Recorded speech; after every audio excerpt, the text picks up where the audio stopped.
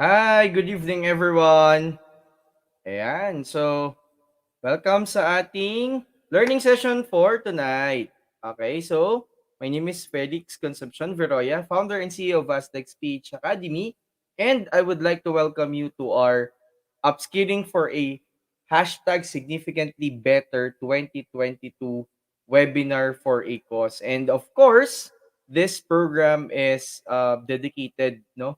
All the proceeds will be donated to the victims of yung Typhoon Odette natin which struck yung ating mga fellow Filipinos sa southern part of the country, Visayas and Mindanao, especially Visayas, no? So welcome. We have a low attendance for tonight. Ayan, less than 10 pa lang. Pero I believe by God's grace, dadami tayo. So please share this live stream. Use the hashtag significantly better 2022. Ayan, maghintay-hintay lang tayo ng konting oras, no? Para ma-maximize natin yung ating learning opportunity. Well, for tonight, just to give you an idea of what will happen, meron tayong tatlo na presenters including myself. We will start with How to Present Effectively by Miss Teen. Later on, ipakilala ko siya formally. And of course, followed by Resiliency 3.0 or 3.0 by Coach Rai Cruz. And last will be my portion, which is basically the 2022 workplace learning trends. Ayan. So, biruin nyo, in the next 2 hours or so, you will learn for free. Ang request lang namin is you give, no? You give what you can para makatulong tayo sa mga families, no? Fellow Filipinos natin na affected at somehow malungkot yung kanilang Christmas. Pero in our own little ways, we can do things just like by donating any amount. No, while learning, you will be able to also help these families. So you can send your donations to our GCash and Pay Maya account with number 0915-543-1940. Yan, under my name, Felix Biroya. So gusto ko lang magpasalamat before I call on the first speaker, of course, sa mga nag-donate na, no, may mga nag-register po sa ating supposedly this is a paid event na 150 tapos yun yung ibibigay natin. So I think there were like 5 people na nag-register. Yung isa nagbigay lang ng donation pero na worth ganito, more than yung registration. Pero hindi naman siya a-attend, talagang gusto niya lang mag-donate. So, hopefully ma-share niyo 'tong ating live stream, maka-reach tayo ng mas maraming tao. I'm calling I'm calling on my friends and my peers na especially yung may konting business, take this as an opportunity for you to give back, no? Para at least kumbaga mas maging abundant pa yung mga sunod na years, on your own little ways. But anyway, ayan, so we will now start rolling, no? Teka lang, may nawawala sa aking mga gamit. Mukhang naiwan ko ata somewhere, but anyway, sige po. So let's start with, of course, the first speaker. Ayan. So I'm gonna call our first speaker for tonight, which will discuss ito napaka-relevant na topic, no? Zoom, 'di ba? Sino ba ang hindi naka-experience mag-Zoom for the last 2 years? Kapag hindi ka naka-experience niyan and you're a student or a young professional, an entrepreneur, parang you're missing out something, no? Kasi Zoom is the new normal of communicating both in personal, academic, no? And even on entrepreneurship or business level, yan.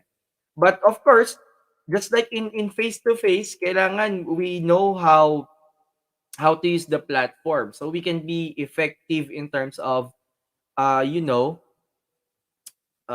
pitching your idea or communicating yourself, no? So mahalaga na matutunan din natin na hindi lang okay traditional, even with the digital platform, matutunan natin yung what are the ways, what are the tips and techniques on how to be effective in this kind of platform that we have. So for tonight, we have, of course, one of the resident mentor here at Aslex PH Academy. She is a radio broadcaster, an experienced communications trainer, a motivational speaker, and a professional event host. No? She has completed various workshops on communication, self-confidence building, personal branding, presentation skills, and of course, customer service training. She is also known as Miss Energy Philippines or Miss Energia. Ayan, di ba? So, without further ado, please help me welcome with your virtual applauses our speaker for how to present effectively on Zoom, none other than Miss Christine, Miss Energy Philippines Loyola. Hi, Miss Teen. Hello! Merry Christmas, everyone! Tara, may papalakpak na si Sir Siyempre may Lex. papalakpak, may pa-sound card. Okay, Miss Maraming Teen. salamat. I'll be giving the virtual floor to you and I'm gonna stop sharing my screen so you can share yours and see you after a couple of minutes for the Q&A. Yes, sir. Yes, sir. Ayan. Sige. So, dahil dyan, first time natin. Bago ang lahat, Merry Christmas, everyone! Let me just share my screen. Ayan, first time kasi natin tong...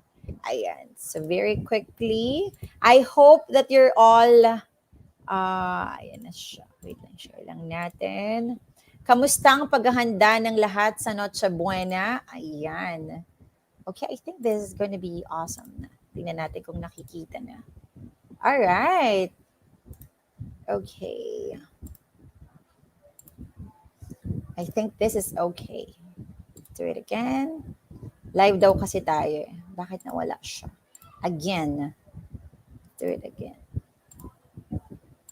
All right. So, I think pwede na nating umpisahan. So, maraming salamat muna Aslex PH Academy for this avenue, of course, to be a blessing to a lot of people. And once again, I would like to humble my heart. I would like to humble myself as one of the mentors of Aslex PH Academy. Please do share this video so we can be an instrument of blessing to a lot of people. And again, I am Christine Loyola. And for the next 30 to 45 minutes, I just want to plant good seeds to everyone. Sir Lex is correct. This is very relevant for all of us. Okay, this is very relevant for all of us. So my lesson for tonight for everyone is very practical. All right. So for the next 30 minutes to 45 minutes, I want everyone to zoom in. Okay, zoom in. Your undivided attention, you have to focus because I know that 9 out of 10 people now in the universe are really capitalizing the power of Zoom because we're kind of all working from home. Because our goal for tonight is how do we speak with power now?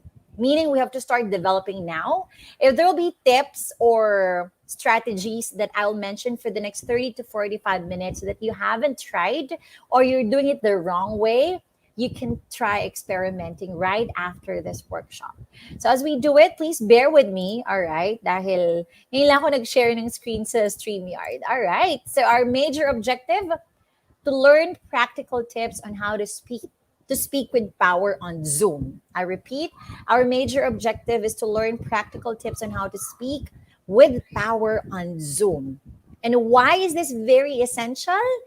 Because you have to understand that when you are presenting, talking to your boss, trying to close a sale on Zoom, and you're required to be on video, of course, so people will trust you, everything, kitang-kita, like right now, okay?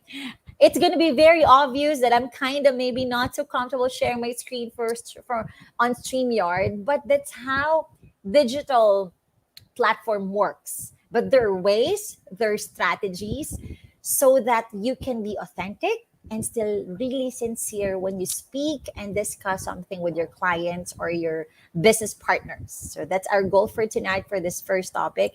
So as we proceed, ayan, pwede ko naman itong i-minimize. Manang-mana ako kay Sir Lex. Medyo magmagaling na rin ako sa technical side. All right, so our first tip for tonight on how to speak with power on Zoom is be assertive. Okay? And as I continue talking, una pwedeng mag-send ng Tagalog questions. This is not an English class. Please be comfortable in maybe throwing in some questions and reserve that later for the Q&A part.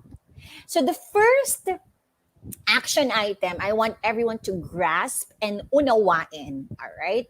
For you to sound powerful empowering, for example, you're a leader, you're a manager speaking on Zoom, presenting on Zoom, or if you want to sound and if you want to gain the confidence of your clients, if you're trying to pitch a business proposal to the client, to your clients, first thing you have to exercise and practice and master is the assertiveness. When we say assertiveness, I'm going to make this very simple for everyone and not really very technical.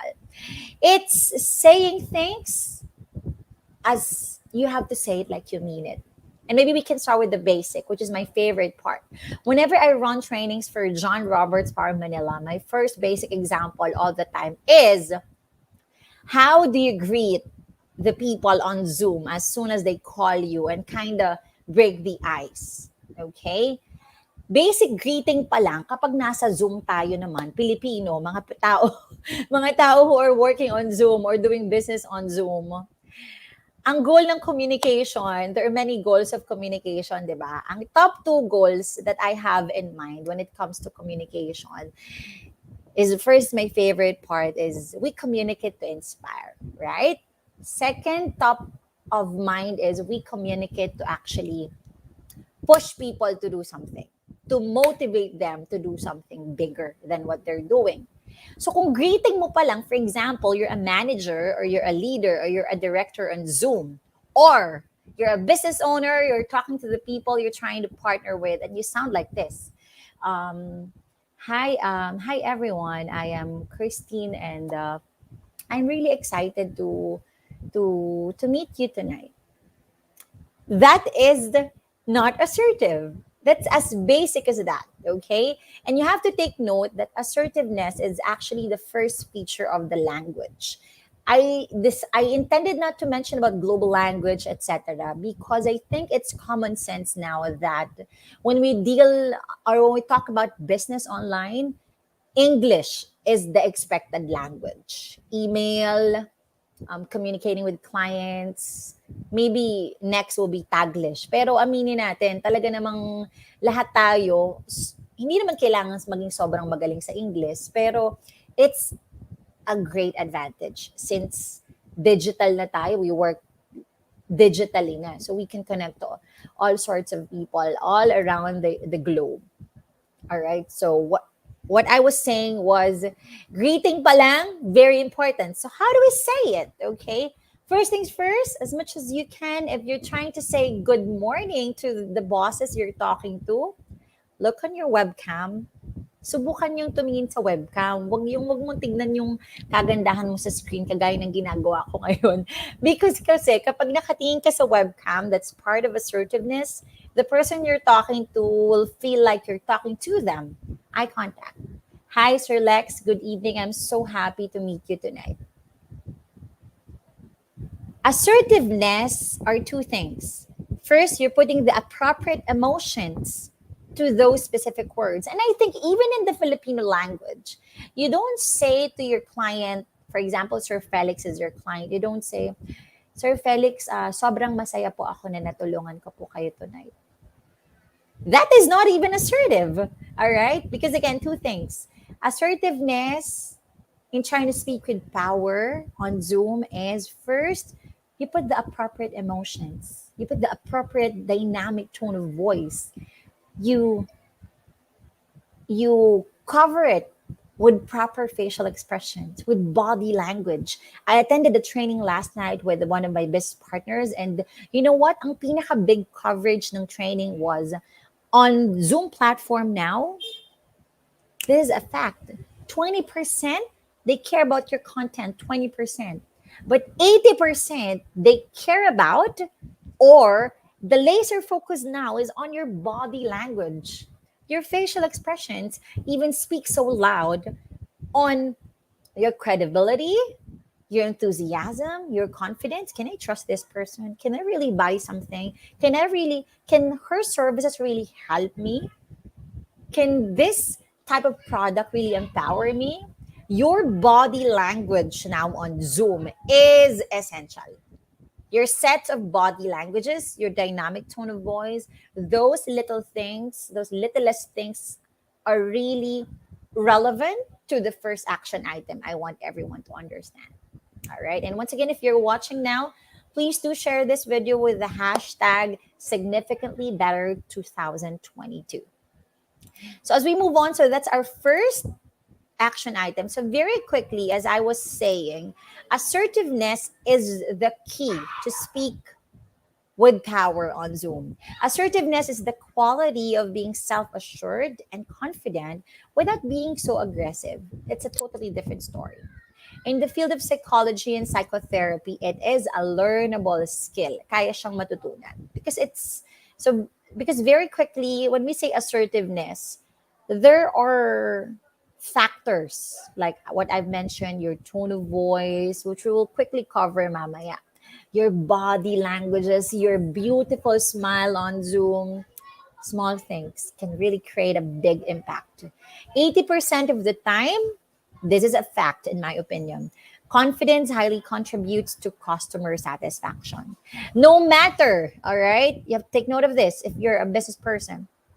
For example, you're trying to sell a glutathione meds for me, then you're trying to mention all the content, etc., etc. But you don't sound assertive, believe it or not, you might not be able to gain my confidence in trying to support your business or your product. So the first action item in trying to speak with power on Zoom is something that you learn. It's not going to happen tonight nor tomorrow, but it's a process. Kumbaga sa exercise, it's forming a good set of habits.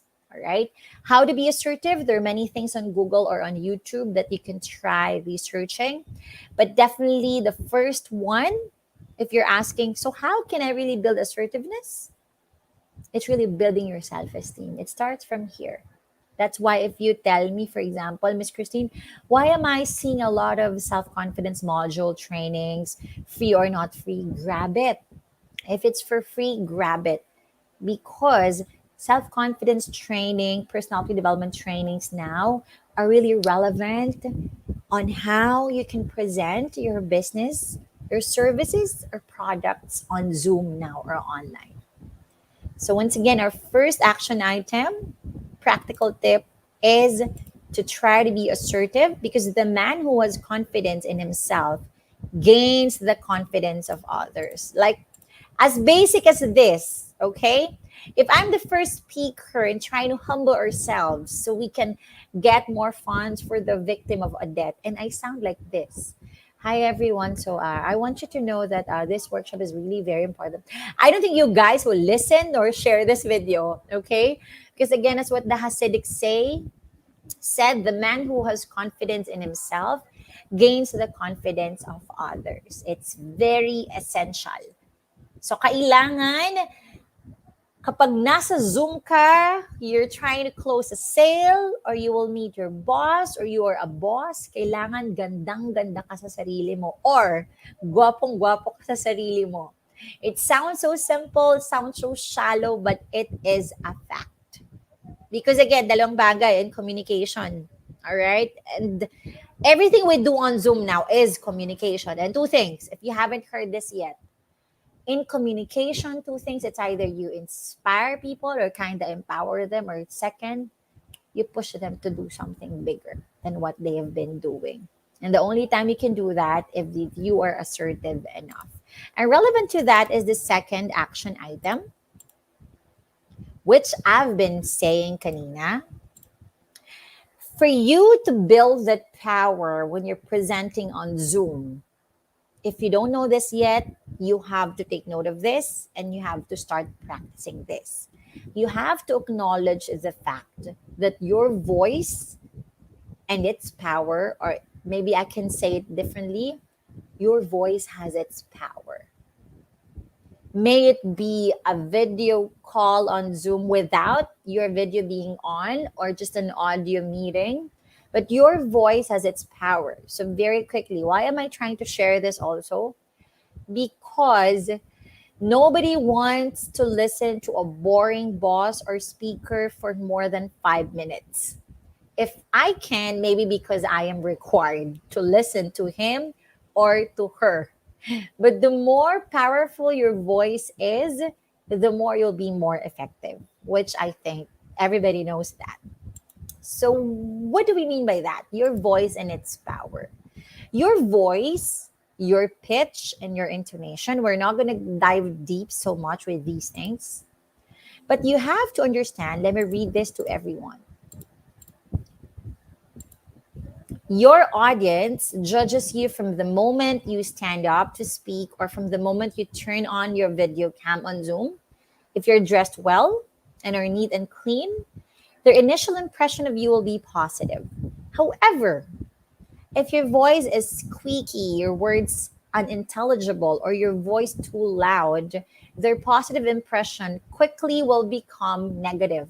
I this snippet of voice as its power is from the John Roberts Power Manila Facts. I forgot that book, but these are based on research.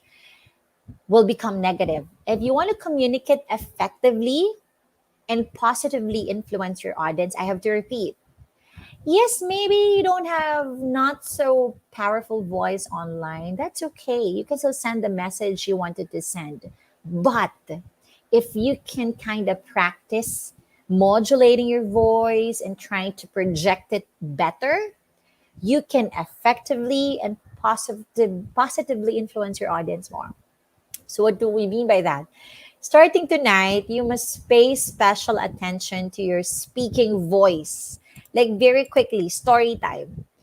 When I was not in college, I think when I was in high school, I didn't have this modulated voice. I really have this very high pitched voice and it's very annoying. What's my point? It is something that you can learn. That's why, if I may share with you, there are a lot of courses now also online about voice, not the singing voice, okay? Trying to modulate your voice, voice modulation 101. And as we go along that, you're so blessed because I kind of prepared some few tips, okay, for tonight, because you have to understand that your voice mirrors your personality. Alam niyo yan, okay? Like, siguro very quickly, I'm sure if we have ladies here who are watching now, maybe right now or on a replay video. For example, there's this handsome guy, and I'm sure if that handsome guy starts speaking and the voice is not so good, okay, it's not as extreme, ugly voice, it can be a turn off, right? Because your voice mirrors your personality. And a natural voice which projects cordiality, meaning very encouraging, cultivation, and authority, is a significant tool for personal success. I want to highlight this. So, as we try to speak with power on Zoom, may video man, audio man, for example, or may it be a Viber meeting over the phone with your boss, your natural voice is always accepted. Ano ibig sabihin, Miss Teen? Akala ko ba kailangan powerful voice? Paano kung pangit nga yung voice ko? There's a way to develop that. There are activities, there are habits, there are exercises that you can do.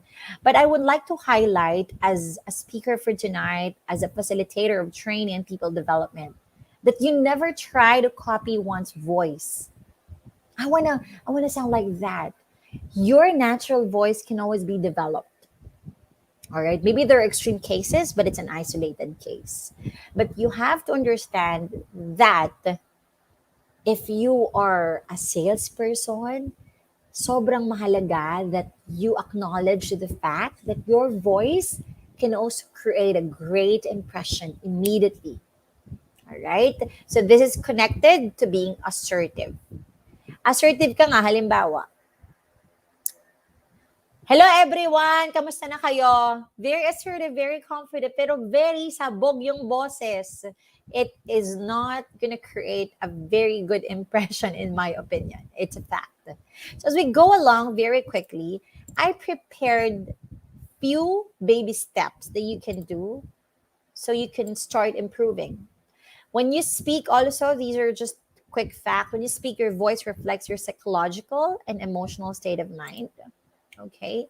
One of your goals as a speaker should be develop a voice that is pleasant, conveying, natural. Let me just read the words on bold: dynamic, never sounding monotonous or without emotion, proper volume, and clear articulation. When we say dynamic, I don't want to sound very technical. This is not an English training anyway. But for example, nasa Zoom ka. For example, may meeting with, it's a town hall for all employees, and you were tasked to complement your subordinates or the people.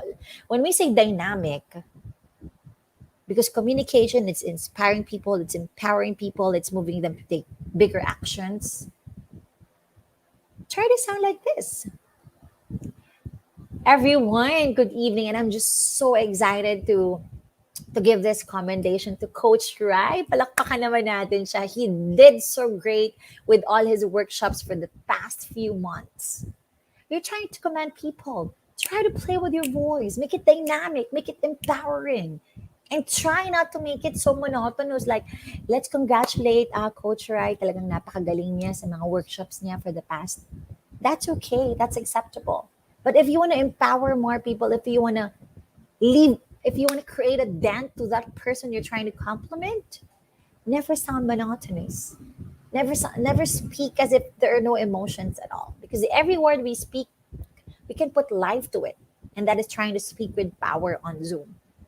Another example, you are tasked to open a meeting, a sales presentation, your boss will do the sales pitch, and you are expected to just open the or set the stage. And when we say setting the stage, you are setting the tone also. So try to be dynamic and monotonous. What do we mean by that? Good evening, everyone, and welcome to this activity. We are so excited to, what's the point? Greet people assertively, try to put emotion to the words, etc., etc. So easily heard. So napakahalaga ng volume, very, very critical.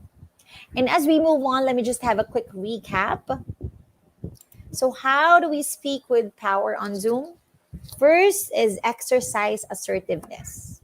You have to say things like you mean it, or as you mean it. So first is assertiveness. Put the appropriate set of emotions, facial expressions, body languages.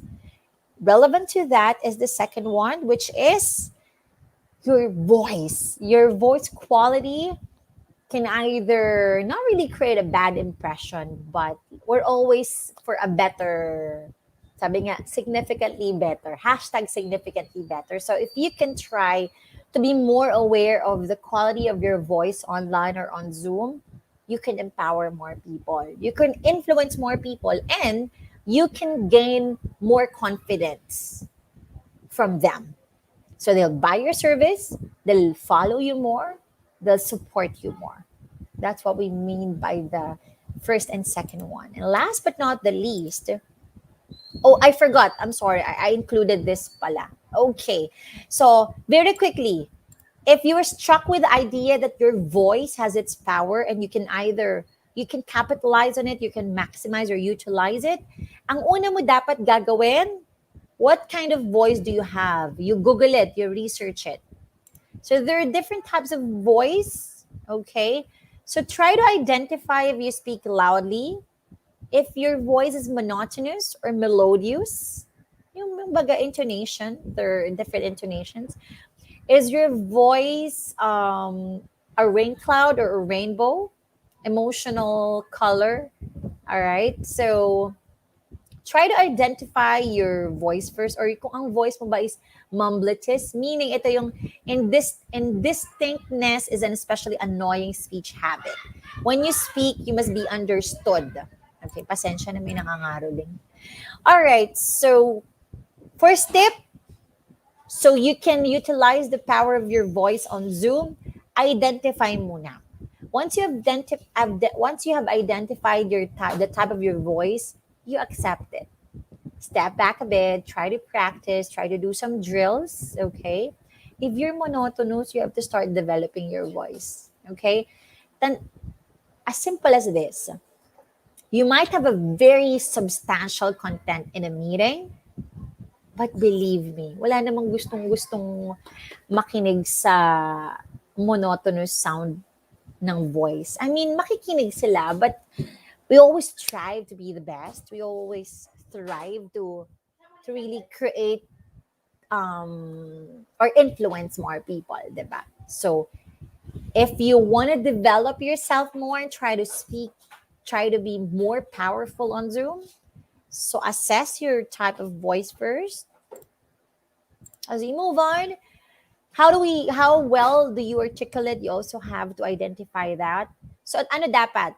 First, the sound must be accurately formed. Malinaw dapat magsalita kasi nasa Zoom na nga lang tayo, 'di ba? We cannot tap each other's back anymore and give a round of applause. So yung boses mo na lang kung paano mo sinasabi yung mga bagay-bagay na lang ang talaga namang kailangan nating pagyamanin. Very, very important. The sound must be sufficiently supported by the breath. It's a different story. It's going to be a long part of workshop. The sound must be completely finished. Right? Now we're down to the last tip, practical tip on how to effectively present on Zoom, communicate to connect. I'll make this simple.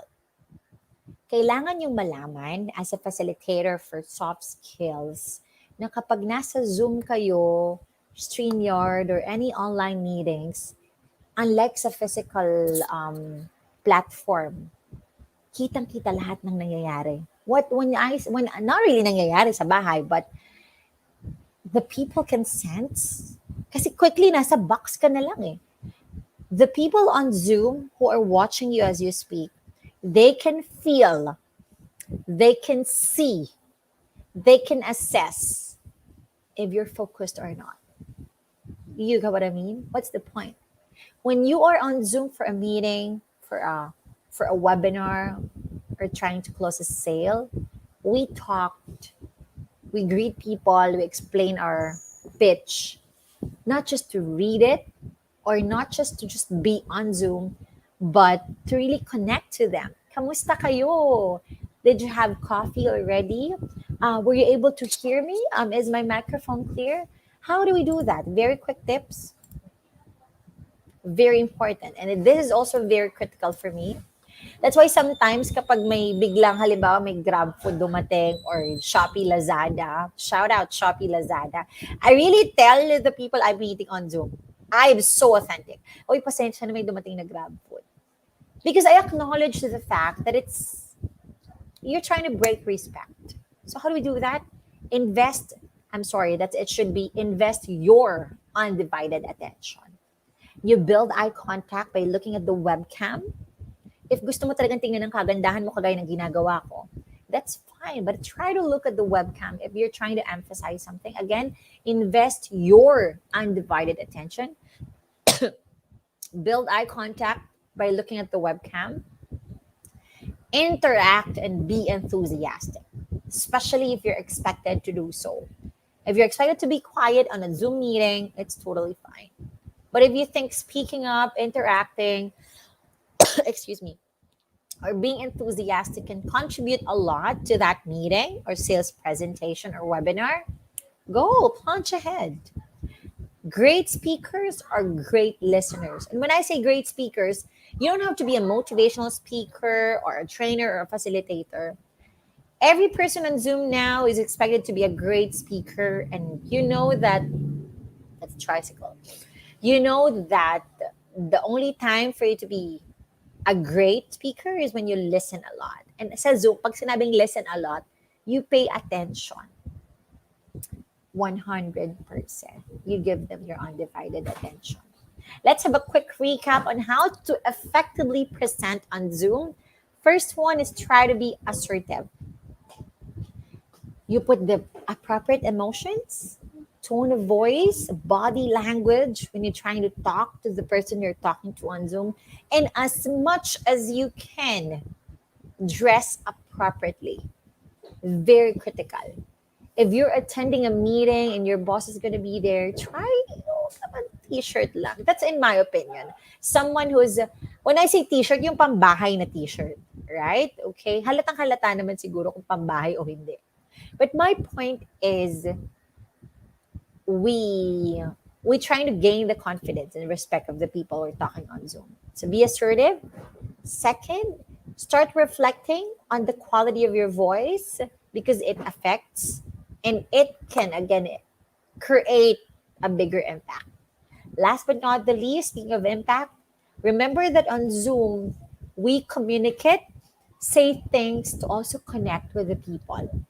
And because that's the only time you can be a great speaker on Zoom and when you try to connect with them. At pag sinabing connect, as simple as it seems, parang nga pang high school, you touch their five senses. Na-move sila. They were moved. And to complete this first topic for ASLEX PH Academy, a webinar for Odette uh, victims, Typhoon. Once again, we would like to pray. Let's continue praying for the victims of Odette and to everyone who've started sharing this video. Maraming salamat. And may the Lord bless you all. Very quick, I hope that everyone can start practicing how to be an effective speaker on Zoom. I'm Christine Loyola and maraming salamat ASLEX PH Academy. Thank you, everyone. Sir Lex, now I think it's time for if there are questions. Ayan. Thank you, Miss Teen, for that wonderful pieces of advice to empower ang ating mga users of Zoom, no, regardless of what you are doing sa Zoom, no. Sabi nga natin, this is kinda the new normal of how we communicate nowadays. So Totoo. palakpakan naman natin si Miss Teen sa kanyang learning session for the first track for tonight's webinar for e-cost. Ayan. So before siguro tayo mag-accept ng questions if there are any from our 11 viewers. Nagpi-pick siya ng 20, umaalis or hindi ko alam, baka internet problems din. Baka gusto mo silang invite to your social media accounts. Ayan, di ba? Sure. So, your, Humihina ka, Sir Lex. yeah, if you have Facebook pages that you want Yes. them to follow, please do so. Please do invite them. All right. Maraming salamat, Sir Lex. So to all our viewers at this moment, thank you very much. I hope you kind of get practical tips that you can apply immediately. Please visit my Facebook pages, KL Christine Loyola Training and Development Hub, and DWBL 1242, Enerhiya sa Umaga. Maraming salamat, Sir Lex. Ayan. Merry Christmas, So, everyone. Merry Christmas, Miss Teen.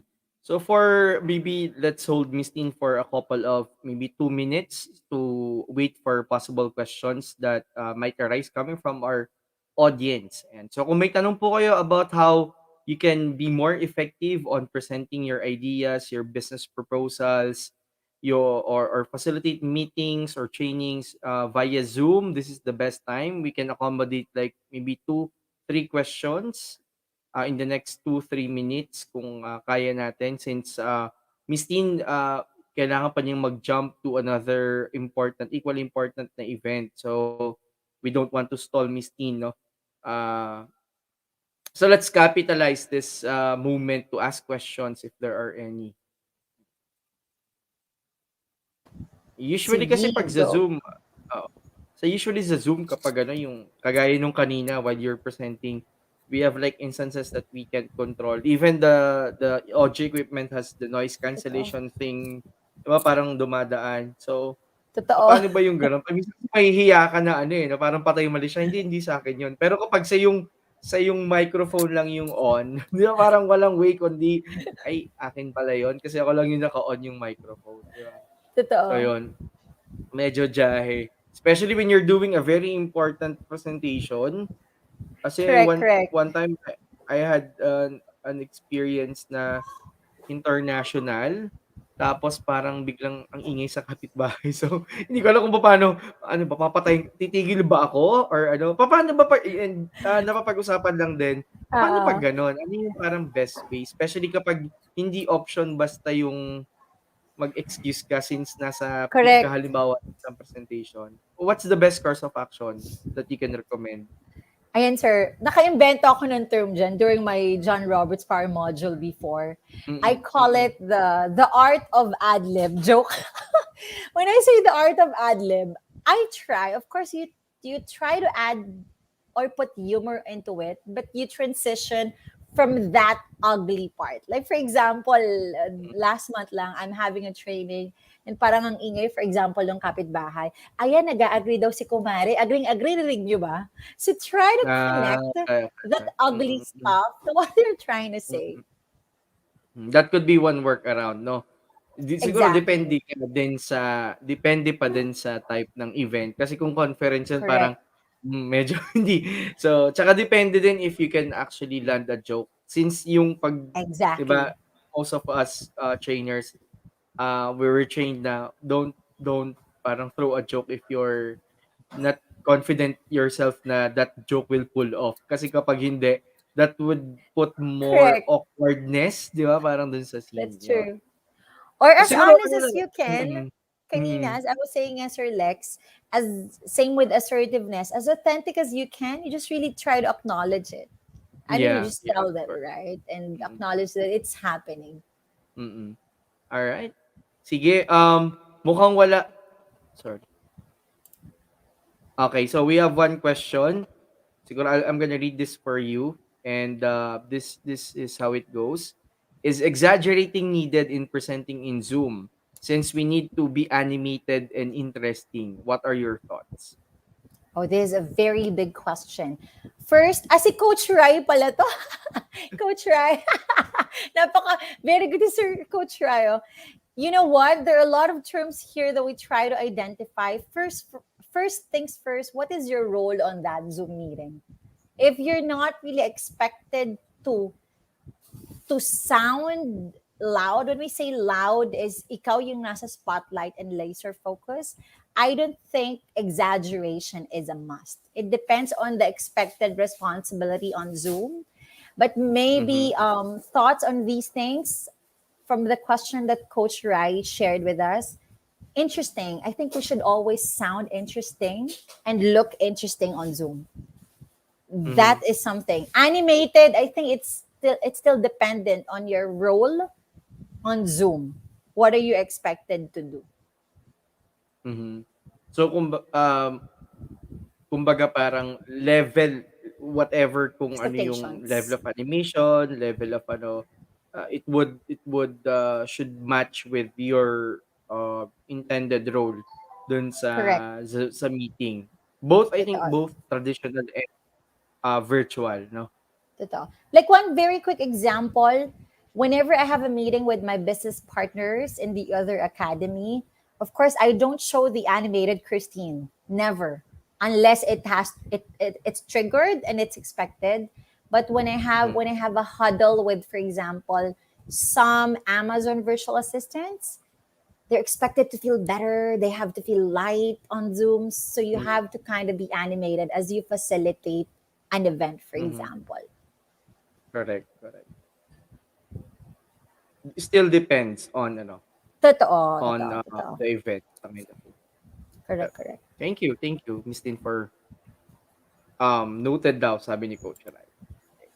So I guess for the benefit of time being, we have to release Miss Teen from the learning session since she has to jump off to another meeting. So again, bigyan ulit natin ng palakpakan no si Miss Teen at magpasalamat for giving her precious time for today, December 23, and for sharing of course yung knowledge niya as part of the webinar for ACOS for the victims of Typhoon Odette. So Miss Tin, final greeting siguro before we proceed to the next topic.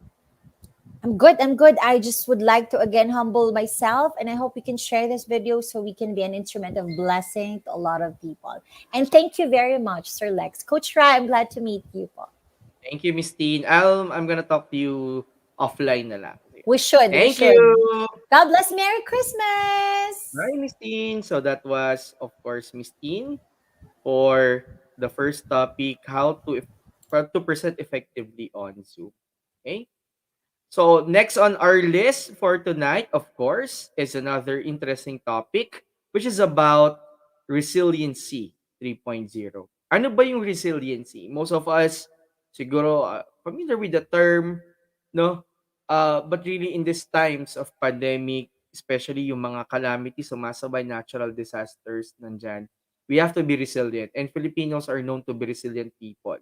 And at this particular learning session, our speaker will talk about resiliency 3.0. So before I call on the speaker, let me introduce him to you. Maybe some of you are already familiar kasi very suking-suki na talaga nito siya ng Asklex as one of the resident mentors, of course. And may sarili siyang show, di ba? Sa ating page na hopefully by next year maging active na ulit. So our next speaker is of course an international learning consultant and a coach to a multinational company covering Asian countries such as Vietnam, Malaysia, China, Singapore, Brunei, and the Philippines. His expertise and experience covers organizational development, coaching, mentoring, and life coaching as he is of course a certified life coach. Kaya ang tawag naming lahat sa kanya ay coach, di ba?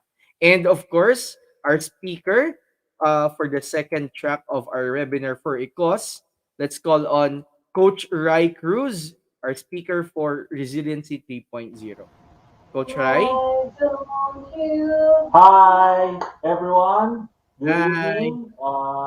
Ayan. Lex, thank you for that introduction and as well dun sa mga nag-participate no, for this particular event. So maraming salamat and we salute you for supporting no, this noble event of helping our kababayans no, that were stuck in the Visayas area, specifically in Cebu, in Surigao, no, and Palawan.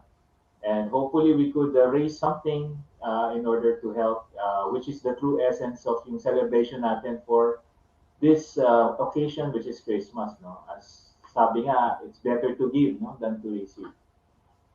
Okay, Yeah, yan. so Before yeah, we go release ahead. si Coach Rai, sorry. I have to mention that Coach Rai, yun nga, as well as Miss Tin, nagbigay sila ng time nila. Pero si Coach Rai, recently nag-send din siya ng donation. So thank you Coach Rai for your help. Your presence, both your presence as speakers for this event is highly appreciated. And sabi ko nga, offline, it's more than enough. But thank you pa rin for sending your donation.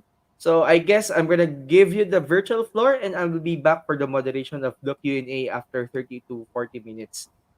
Thank you, Coach Rai, Sure. and see Sige, you Lex. later. Salamat. Okay, so welcome once again no, to our session for the night, which is entitled Resiliency. Okay, so resiliency, ayan. And upload lang natin yung slides.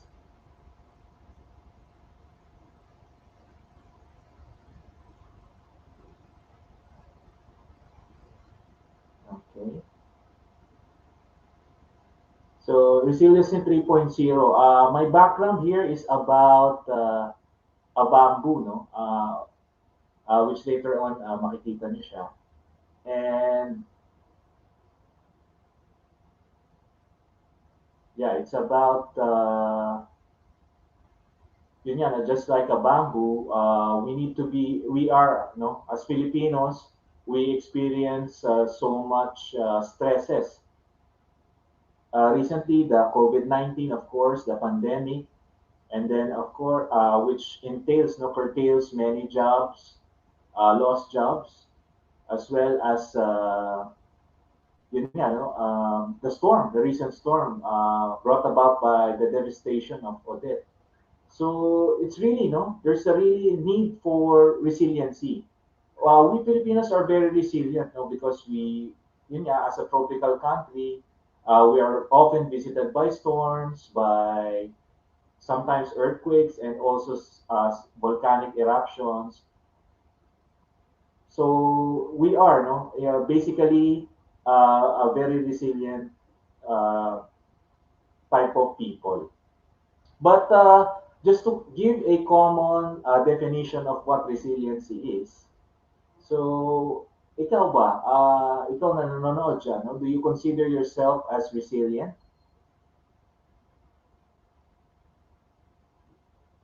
Or what is resiliency for you? Actually, resiliency is more of really reflecting, no, on the things that you have in the past and how did you manage to overcome all of this, no, given the things that had happened in your life, diba? So reflect, turn back the time, and look at the things, no, that what happened and how did you overcome those um, things. Like, was there any incident like that in the family, like you lost a job, like there was a storm that devastated your house, or was there any emergency, no? Medical emergency that had happened. So those instances are inevitable and it happens in our lives. But the important thing there is how do we manage ourselves? How do we react to those things? To have a common definition of resilience, it's the ability, actually the ability for you to have the skills as well as the strengths to cope up and recover from those problems and challenges that bombards us in life. Kasi hindi natin maiwasan yan, no? Those things are inevitable, but the big question is how do we handle it? So how do we equip ourselves to handle those things? No, and based on the things that we've learned,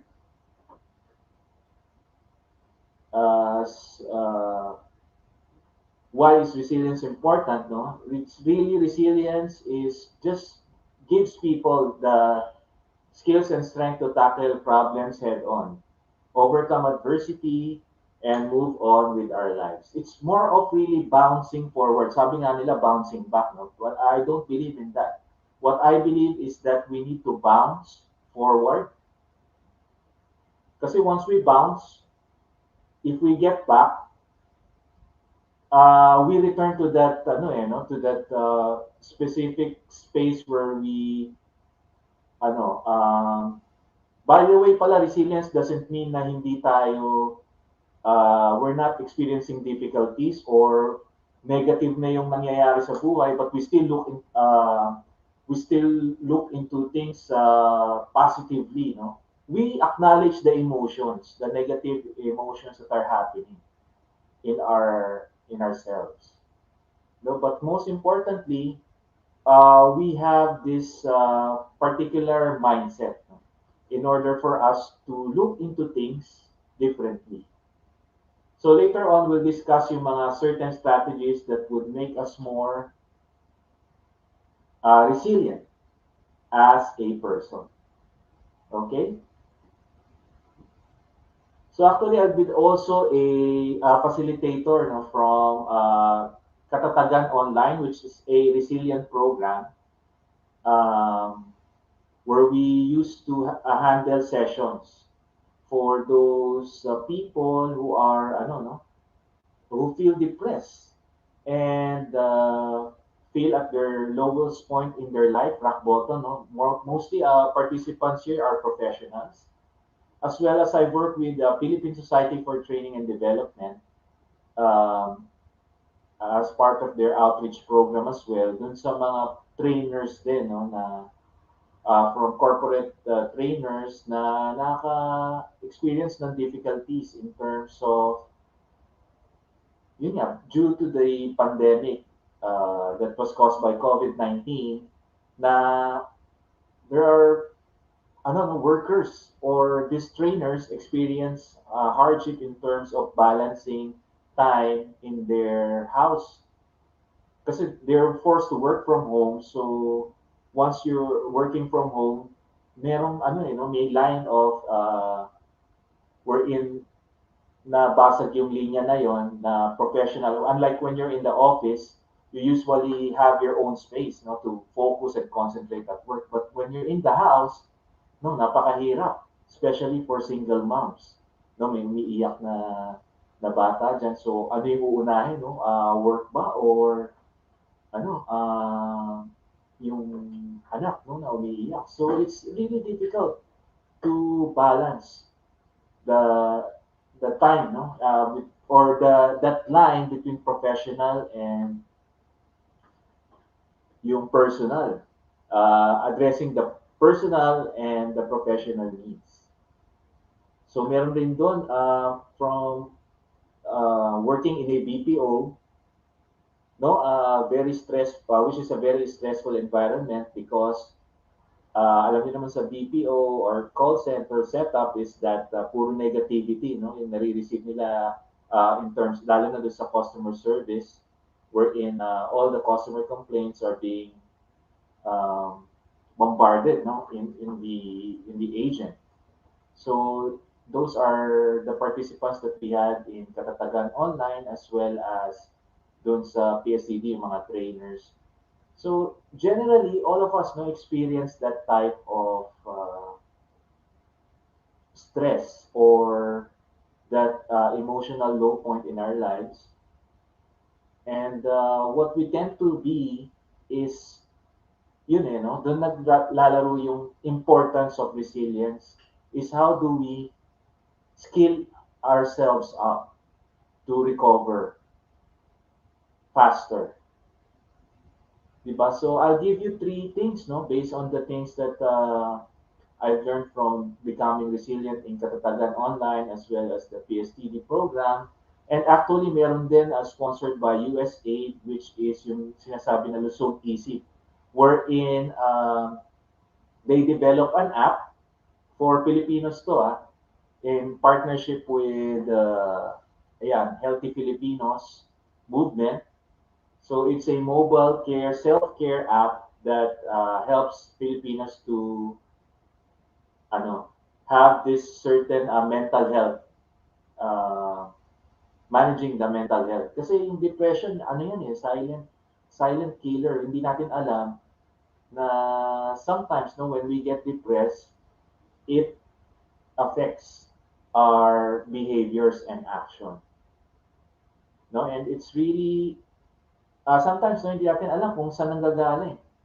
It's either some action that had happened or merong trigger on this certain area na, for example, in your office or while you're drinking coffee, biglang natapon yung coffee, no? So that creates an irritant already. And then minsan, once that happens, trigger, ano na yun, no? Domino effect. Iinit ulo natin and then hindi tayo makapagtrabaho ng maayos. And then, if may lumapit sa atin na office mate, galit tayo or frowning face. So, it's a domino effect. Ayan. So, what we need to do is these three things, no? Kaya nga Resilient 3.0, it's that Resilient 1.0 is more of really adapting to the situation. While Resilient 2.0 from adapting is recovering from that particular incident or situation that had happened. And now it's 3.0 because we're scaling up. Scaling up in terms of being more resilient. And how do we do that? So ABC lang po. A starts with awareness. So we need to be aware of ourselves and how do we act on things. And how do we do that? Do you agree ba that everything no happens in the brain, no? Before anything else, and the battle no starts in our minds. 'Di ba? If we have something that triggers us the emotion, the battle really starts in the mind. So according to neuroscience, no, there's a really wrong notion na sinasabi natin that emotion starts from the heart. Hindi po yun. It happens sometimes from a trigger. Either we hear something, we see something, and then the trigger comes into our passes through our limbic system, which we call in neuroscience. Limbic system is composed of the brain and the spinal cord. So magka-travel yon sa spinal cord natin, and then it will go up to our brains. And so nasa sa atin na yun, no? We will travel there dun sa ating tinatawag na amygdala, or the survival or lizard brain that is called. So pag nag-travel doon, ang reaction natin is either fight or flight. So either luluso ba tayo or tatakbo, no? So those are the ano no things that we need to be aware of. Na yung pala emotions pala comes from different sources, but it really processes, or the battle starts in the mind. And actually, ano yun, no? It's proven in through the study of neuroscience. Second, from philosophers, and even it's found in the Bible, or explained there in 1 Peter verse 1 to 13. So therefore, prepare your mind, sabi nga doon, no? Ang entry dun sa biblical na passage na yun. So it's really very powerful, the mind. And we really need to take care of the mind by being aware of things, and by upskilling ourselves, no, by being more aware on how do we react to certain things that comes into our daily lives. Kasi minsan naman there are lots of factors, no, that affect our emotions. So that's the real trigger, and it's called yung emotional intelligence. And the very basic tenet of emotional intelligence is really self-awareness, having that self-mastery. So based on yun nga, dun sa mga studies I've learned as well, dun sa mga programs that I facilitated, it's really a battle in the mind.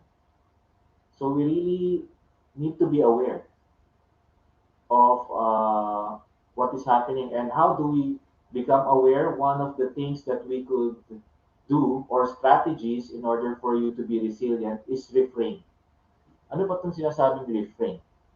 So first, it's reframing means that when you see a picture, for example, you see this.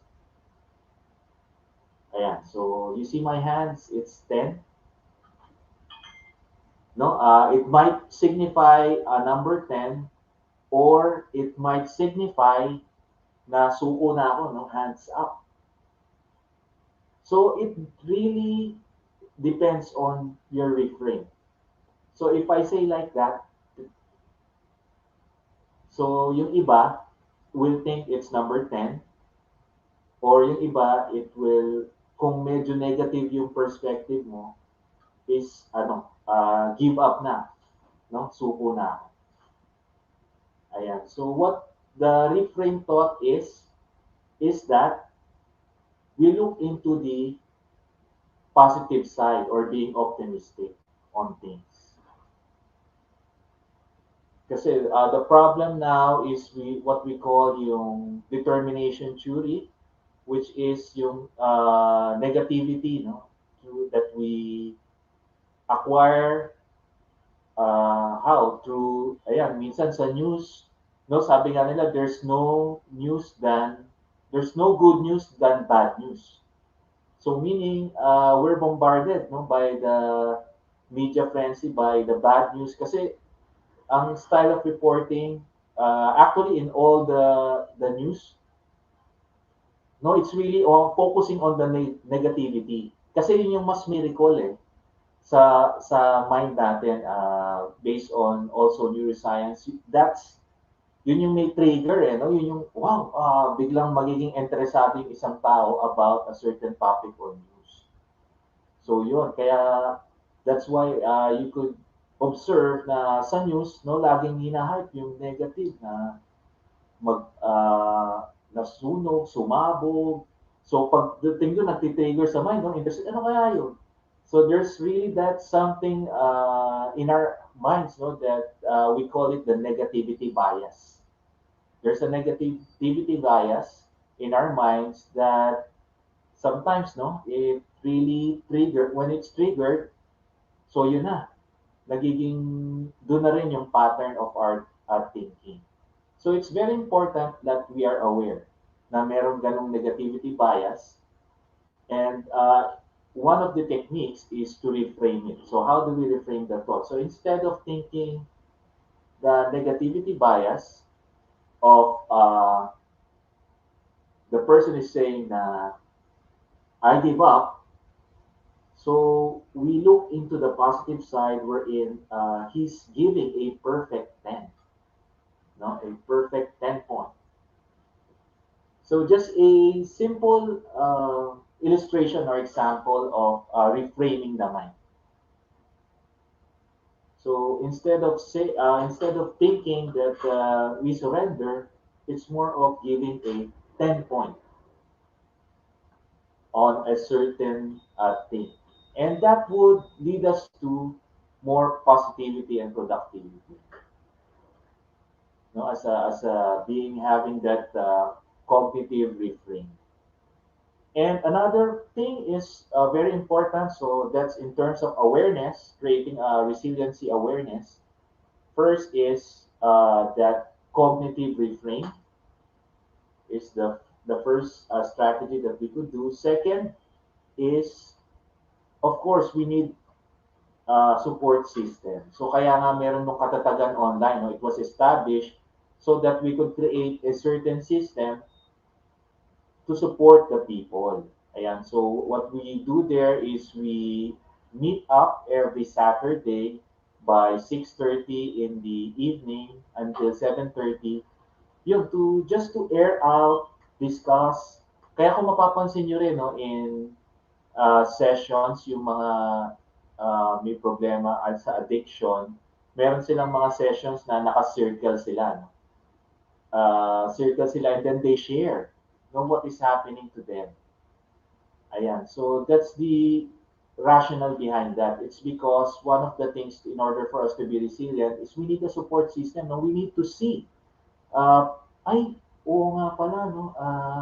Yung pinagdadaanan niya, pinagdadaanan ko rin pala. At yung mga ginagawa niya, ginagawa ko rin. Like for example, if you're coping up with stress, sometimes people used to sing, no? Or, ay, yun din pala yung ginagawa niya. Or listen to the music in order for him or her to be relaxed. So mapapansin natin may mga similarities pala, no? May mga similarities and differences in terms of approaching how do we be more aware, no, on the, or to cope up yung mga coping mechanism natin in order to address yung mga stresses that comes in our lives. So yun, support cognitive reframe. Second is support system. Going to the support system, of course, andyan yung mga family members natin, friends, where we could share, no, or air out or vent our issues, problems that could help us, no, and give us advice moving forward on what we need to do. And hopefully naman, positive yung i-advise sa atin, and it would lead us to be better or significantly, yeah, significantly better. And third, last but not the least, of course, we need to manage stress. So stress is the number one culprit, no, in terms of putting us down and not being resilient. So this is the number one trigger actually, yung mental stress, no, that we are experiencing. So it is defined, ano ba yung definition ng stress as per World Health Organization, it's a state of well-being in which an individual realizes his or her own abilities can cope up with the stresses in life. So, maswerte tayong Pinoy, no? Because masayahin tayo and we tend to um, cope up with stress easily. So there are certain nationalities, they're very difficult to cope up with stress, like Japanese, Koreans. Sila yung may mga ano highest rate of suicides, no? Because yun nga, pag na-stress sila, parang nakikita na nila agad na solution is to end their lives, which is not common, no? To Filipinos. Kasi masyado, ano tayo, sanay tayo sa ano sa mga stress and masiyahin tayo, no? And we look forward uh, to the future positively. So that really helps us. And yun nga yung mga stress, no? It's a reaction actually to the bodies, no? To the pressure that is happening in our lives. And how do we manage this? So simple lang, no? Simple tips in order for you to manage stress in your lives. Of course, first is to identify the thoughts and feelings, the emotion, no? Identifying the emotion is very important because when once we identify the emotion, we quickly acknowledge ano ba yung emotion na yun. Is it sad? Is it happy? Is it lonely? So once we zero in on that emotion, so now we could formulate things on what to do. Oh, I'm feeling lonely, so I'll call my friend. Oh, I'm feeling sad, so let's drink up, inuman na, no? In order for me to unwind. And another healthy option or strategy in order for us to be a stress-free is breathing exercise. So number one yan, actually, medyo sometimes no we feel parang not practicing it or hindi tayo kasi sanay to do it. So my advice to you is just a 1 minute breathing exercise. So I have here on my watch, no, what I have is a health watch. So meron siyang or smart watch. Meron siyang ano no, breathing exercise doon where I just tap it and ayan, magbe-breathing exercise tayo. Inhale, exhale. Susundan mo lang yung breathing niya. Inhale, exhale. And then, yun. No, you'll feel good after it. And maki-clear up yung mind mo. And moving forward, you'll decide better and do something more productive if your mind is clear of those stresses. So breathing exercise lang, 1 minute breathing exercise will do the trick. Ayan, so for the awareness that goes is first, we discuss yung ating ano no, managing stress. Second is yung cognitive reframe, and third is support system. So in terms of the awareness, now the behavior is more of really forming a habit. Kasi once you do the awareness, once you're aware, ayan na, no, it really triggers you, no? It starts you to move forward from being aware to action. And on that action, yan na yung behavior change that we need to do. And sabi nga nila, according to studies, it takes 21 days to practice or to become for a behavior to be a habit. So yun yung gusto natin ma-reach, no? From behavior becoming a habit. And how do we do this? Simple lang po, we just think of 3 R's. So first R starts with a reminder. Ayan, reminder. So dyan po nagbabago yung ano natin. So for example, if you're smoking, addicted to smoking, so reminder, by 4 o'clock, you'll start to go out and smoke outside the office. So instead of doing that, a reminder is you will change that into something like eating a cookie by that time or drinking a glass of water instead of smoking. And then after doing that routine by 4 p.m., instead of smoking, you just drink a glass of water, do a reward. So that's the first is a reminder by 4 p.m. you need to drink the water. That's the routine, drinking the water. And the third, there should be a reward. And the reward is you could eat a candy or a chocolate.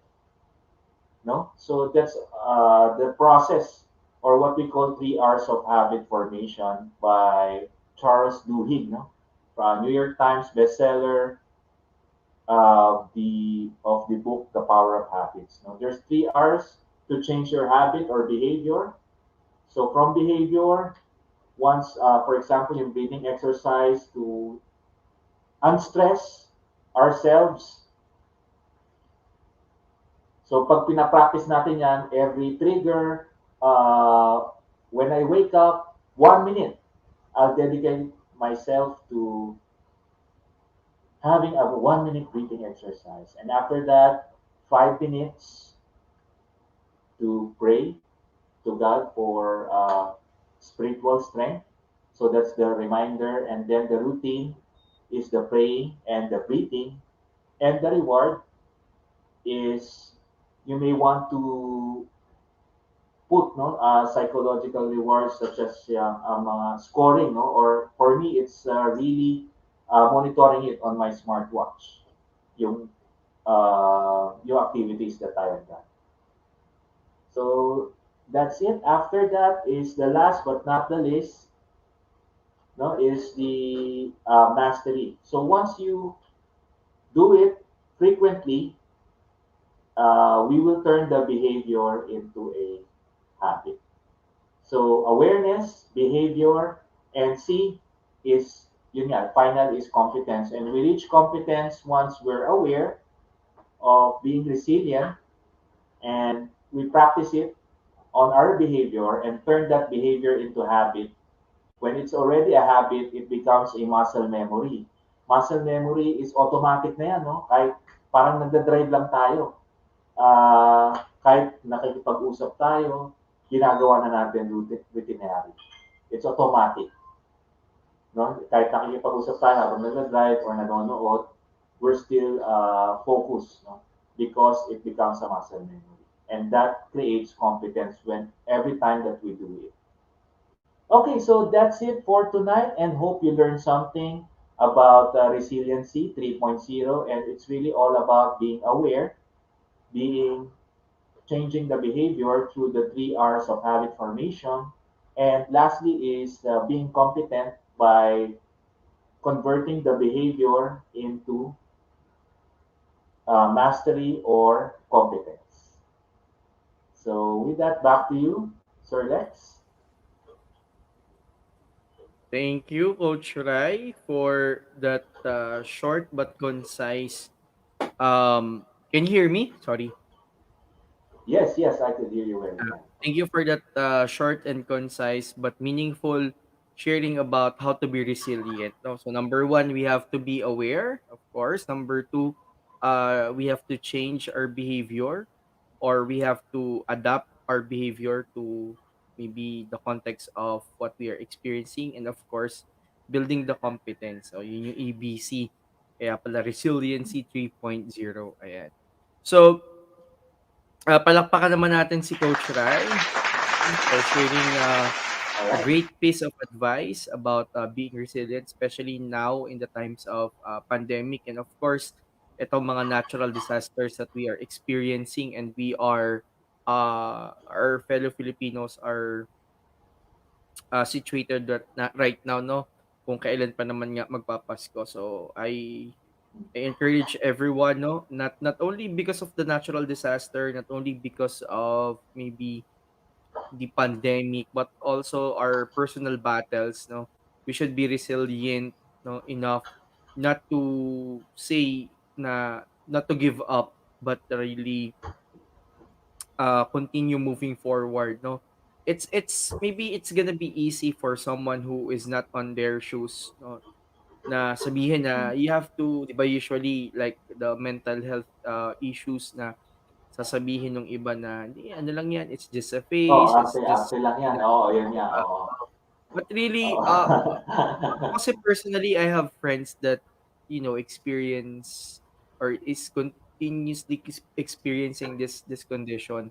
And even myself, hindi naman ako na-diagnose na may depression or ano.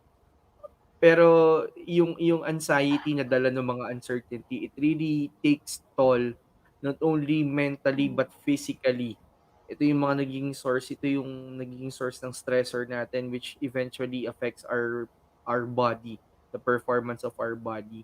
So talagang I believe in the context of that someone who, is battling against yung mga mental health issues natin, they need support. And it starts maybe with yun nga, yung view natin about how powerful we are as an individual, that we are resilient. So siguro it could help really a lot, no, by having a positive mindset. I'm not invalidating the conditions, but syempre, as much as possible, if we can try to be more positive, yun nga, kumbaga parang the help that we need could potentially start within us.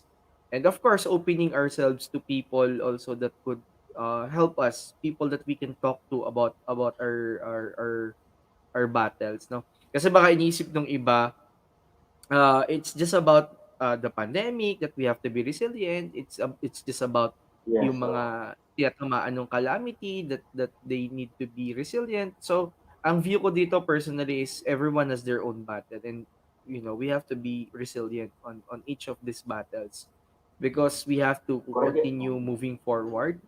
'Di ba? Parang we have to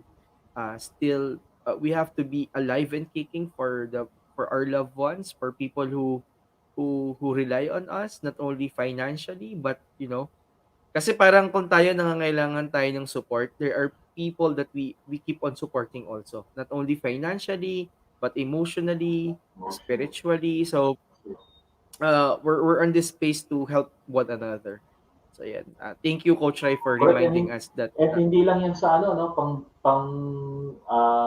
matanda, but it's also should be applicable for yung sa bata pa lang nagkakaroon na ng ano, upskilling on Yes, that of how to course. be resilient, which is the Mm-hmm. best ano, no, Mm-hmm. initiative is bata pa lang Mm-mm. they learn to be resilient, and you according to studies, no, they're the ones who are successful actually, those who are Mm-mm. people who are resilient rather than having the the number one IQ in ano, no, in class, but in life, no, they're the more successful one. Of course. And I think resiliency is one of the power skills. Tawag kasi ngayon na sa trend, workplace trends is not just about essential skills or soft skills. They are called power skills, or skills that that can be taken away by machines, 'di ba? Parang kung may mga Mm-hmm. machine learning, AI, these are things that are embedded within us, or within ourselves, as a skill set. And I think resiliency, or being resilient, is one skill set, or one skill that we have to learn and continuously apply. Ayan. Not only in the workplace again, but on our personal space. And to your point na not only for adults, but of course for students, kasi parang Mm-hmm. nabuhay sila for the last two Correct. years on uncertainty. So there's really a high chance of them uh, being subjected into these conditions like anxiety and depression, and being, yun nga, resilient is one way for them, Yeah, and or gaining the being skill in set of prison, being no? self. Yes. In prison in the Kaya house, di ba, kasi hindi sila makalabas for the last 2 years. yes, of So course. And iba especially yung impact sa kanila. knowing their generation, malaking impact nito sa kanila, because they're like the generation who are animated. To your point earlier, sila yung active, 'di ba? Sila yung marami silang ganap sa buhay. So I think all spectrums of the demographics pwede itong topic na to. So for the benefit of time being, do we have questions for Coach Rai? Ayan, Yes. that you would want to Exactly. clarify? So habang naghihintay siguro Coach Rai, ano tayo, baka meron kang gustong ipa-like sa kanila or ipa-connect, you're active on LinkedIn, you're active on Facebook, if you have pages or website that you would like to them to visit, go ahead please, share Sure, them, sige. share to them. So I'd like to take this opportunity to yun nga, visit my website at www.lifecoachrightcruise.com. Ayan. So you could look into yung mga updates doon sa blogs wherein ano yung mga ganap no for me, as well as you could add me sa Facebook, Coach Ride Cruz. So I'm willing no to help you out if you have any concerns. Just message me, and I try my best to help you out. As well as I have my LinkedIn, same Coach Rai Cruz. Just search me there, and you could message me there every time kung meron tayong may tutulong, no, to give you free advice or anything under the sun. So, wag lang ano, no, uh, mangungutang. So, yeah, we could give freely time, no? Of course, our time to help you out in terms of advice and other things, no? Aside from financial. Meron namang ano, no? Sabi nga nila, what we want to do is teach man, no, how to fish, and he will learn for a lifetime. Hindi po yung teach man how to give man a fish. All right. So we're more on ano, teaching man how to fish and All development right. to be more significantly better. Ayun. Ayun naman. Yun lang Thank you, po. Coach Rai. Thank you, Coach Rai. So please connect with Coach Rai via Facebook and LinkedIn. Just search Coach Rai Cruz and makikita niyo po yung profile niya. And of course, for future events na even not within the context of Aslek Speech Academy, pwede niyo pong i-visit ang kanyang website at Life Coach Rai Cruz. Tama ba yung website, Coach? .com. Yes, .com. Yeah. Yan, puwede niyong i-visit and of course yung mga previous guestings niya and episodes from Aztecs and other, sources Yes. of course makikita niyo po doon, yan. And also active si Looking Coach Rai forward. sa ating platform. Ayan, sa ating Alpha Mm-mm. LMS, just to mention, napakadami po niyang, magagandang course from, cultivating your listening skills to mental health, nandun po.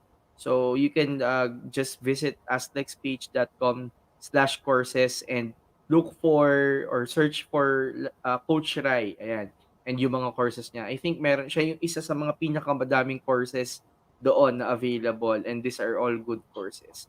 So again, bigyan natin ng virtual applause si Coach Rai. Yan, for sharing his precious time sa atin for tonight. So, yan. Coach Rai, any final words Sige. before ka namin i-release? So yun, I hope I brought something of value to you to be more resilient. And we wish you all a Merry Christmas and a Happy New Year 2022. So yan, kita-kits na lang ulit sa future no events natin in terms of dun sa ano yung sa show natin which is Life Hacks by Coach Ryan in 2022. Alright. Abangan niyo na lang yan. Alright. So let's all be significantly better 2022. Ayan. So, thank you, Coach Rai. And I'm gonna connect with you, of course, offline na lang. So, thank you po. Ayan. So, Alright. that was See you Coach later. Thank Rai you.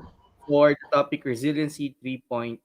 Ayan. So, I think it is now my turn to take on the virtual stage. So, please give me a couple of seconds as I try to share my screen. Um, dali lang. So, my topic for tonight would be something that I think we need, especially, of course, that we are on a new year. We are on 2022, of course, no? Before I continue, I just want to, of course, yan, encourage everyone to share this live stream using the hashtag significantly better 2022. to win GCash or PayMaya credits. And please don't forget to send your donations to GCash or PayMaya account. That is actually my number, 0915-543-1940. As of this hour, 8:30 of December 23, 2 days, less than 2 days before Christmas, we have gathered about 5,000 pesos. So maraming maraming salamat po. We don't have the exact numbers yet, but of course, just like any other donation drive na ginagawa natin, we will be of course disclosing kung magkano po ang na-decom natin, and then eventually we will disclose also saan siya napunta ng mga organizations or mga movements who are doing the actual on-site na mga works for relief, no? For the victims of Typhoon Odette. So maraming maraming salamat po. So kung meron pa po kayo na mga friends and mga kasama na gusto na mag-donate, please let them know. And very open po tayo. Ayan. So you can send your donations via ito po number na to.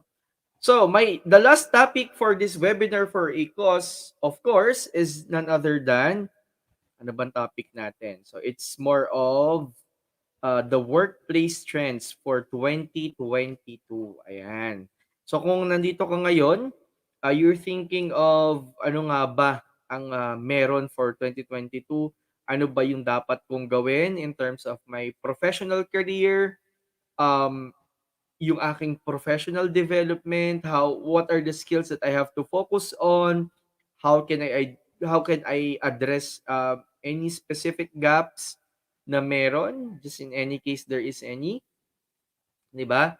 And ano ba yung mga dapat kong skills na i-acquire if ever wala pa ako ng mga skills na to? This is the very right lecture or session that you have to attend to. So again, I would like to encourage everyone to share this live stream. Ayan, para marinig mo to. So let's start with a question. Are you wondering what the future has in store for you? Of course, there's a new year.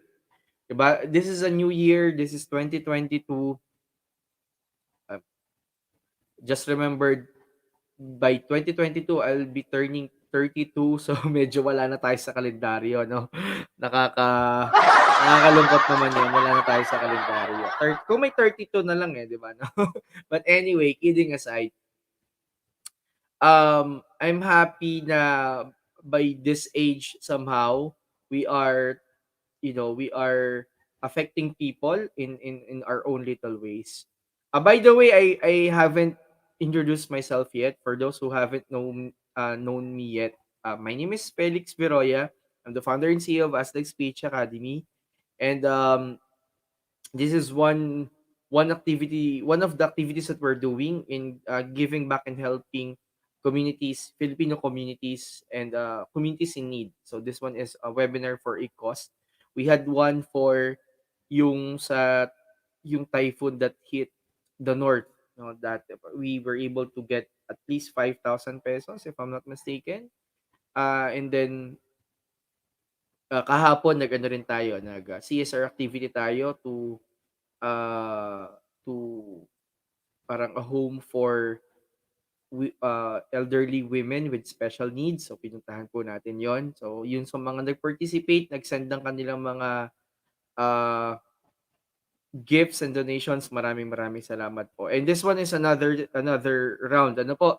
So, yan, going back, yun nga, are you not worried about the future? Of course, most of us are worried kasi syempre, we don't know what year 2022 has in store for us, and even the next few years or more years as we still live and live on.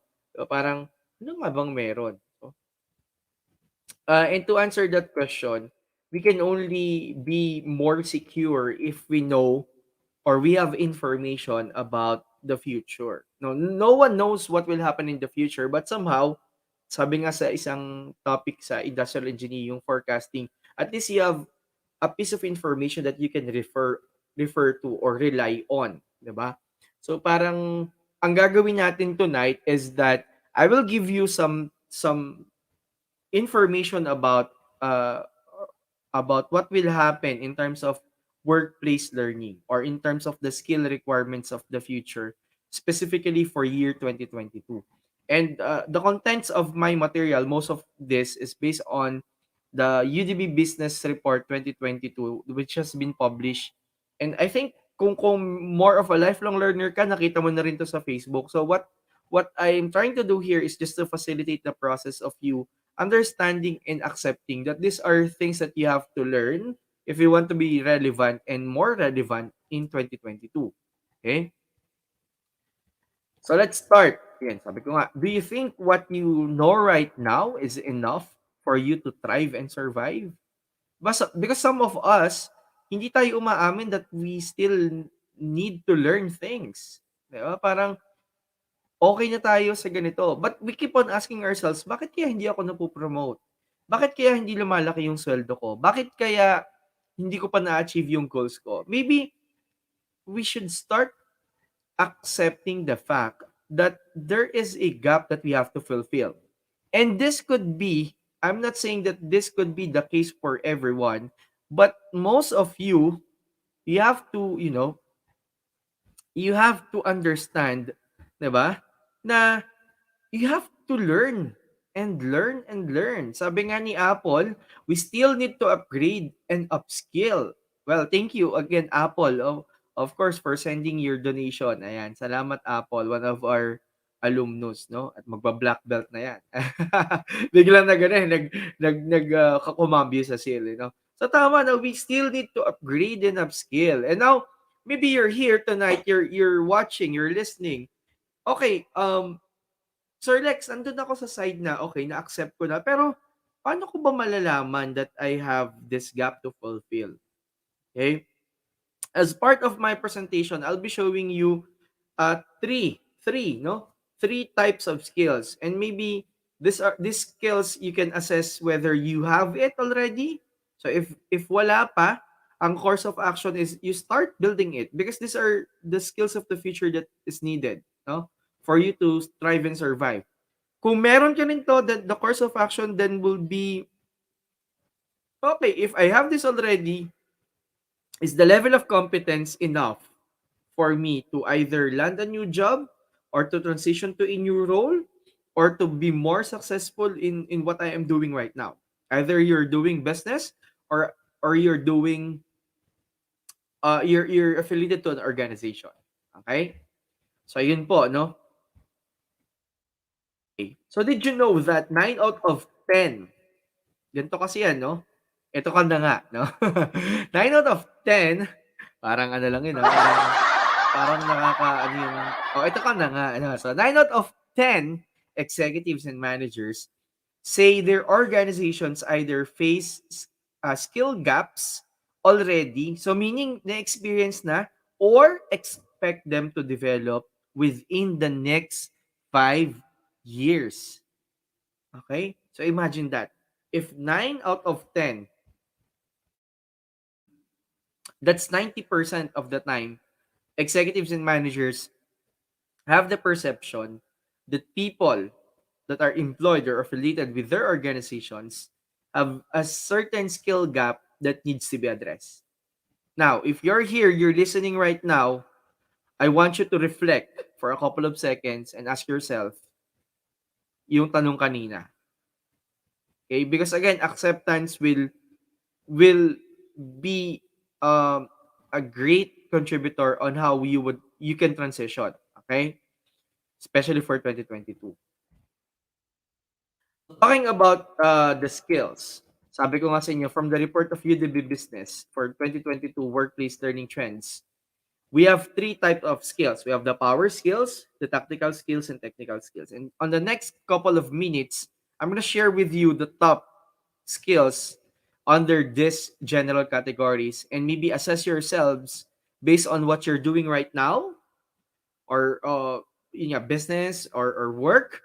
Assess kung meron ka na nito, kung kailangan mo ba nito, of course. And kung meron ka na nito, kung enough na ba to. Okay? So, ganun lang yung course of action natin. So, let's start with the power skills. The power skills, sabi dito, build skills that can't be replaced by machines. We're talking about this earlier from the track of Miss Teen and the track of Coach Rai that there are certain skills na kahit pa mauso yung automation, mauso yung machine learning, mauso yung uh, artificial intelligence, hindi ito yung mga bagay na hindi basta-basta makukuha sa atin, no? As the man component of that particular um evolutionary systems, no? Kumbaga, yun yung mahalaga na ma-develop natin, no? Yung mga power skills. Ano ba yung power skills? Before tayo magpunta dun sa details. Power skills is basically para siyang soft skills dati or nag-evolve siya from soft skills, tinawag niya essential skills. So this is basically the set of skills that we're using on how on as we do our work or as we manage our businesses, parang gano'n, no? So kasama diyan yung sinasabi ni Miss Tin kanina na presentation skills, the communication skills, 'di ba, yung mga resiliency. Those are all parts of power skills, 'di ba? So we have to develop this power, no? Hindi baka ibang power yung ano niya, no? Ibang power. Pero yung power pa din 'to, powerful 'to pag natutunan natin, no? Let's start with, of course, communication and teamwork.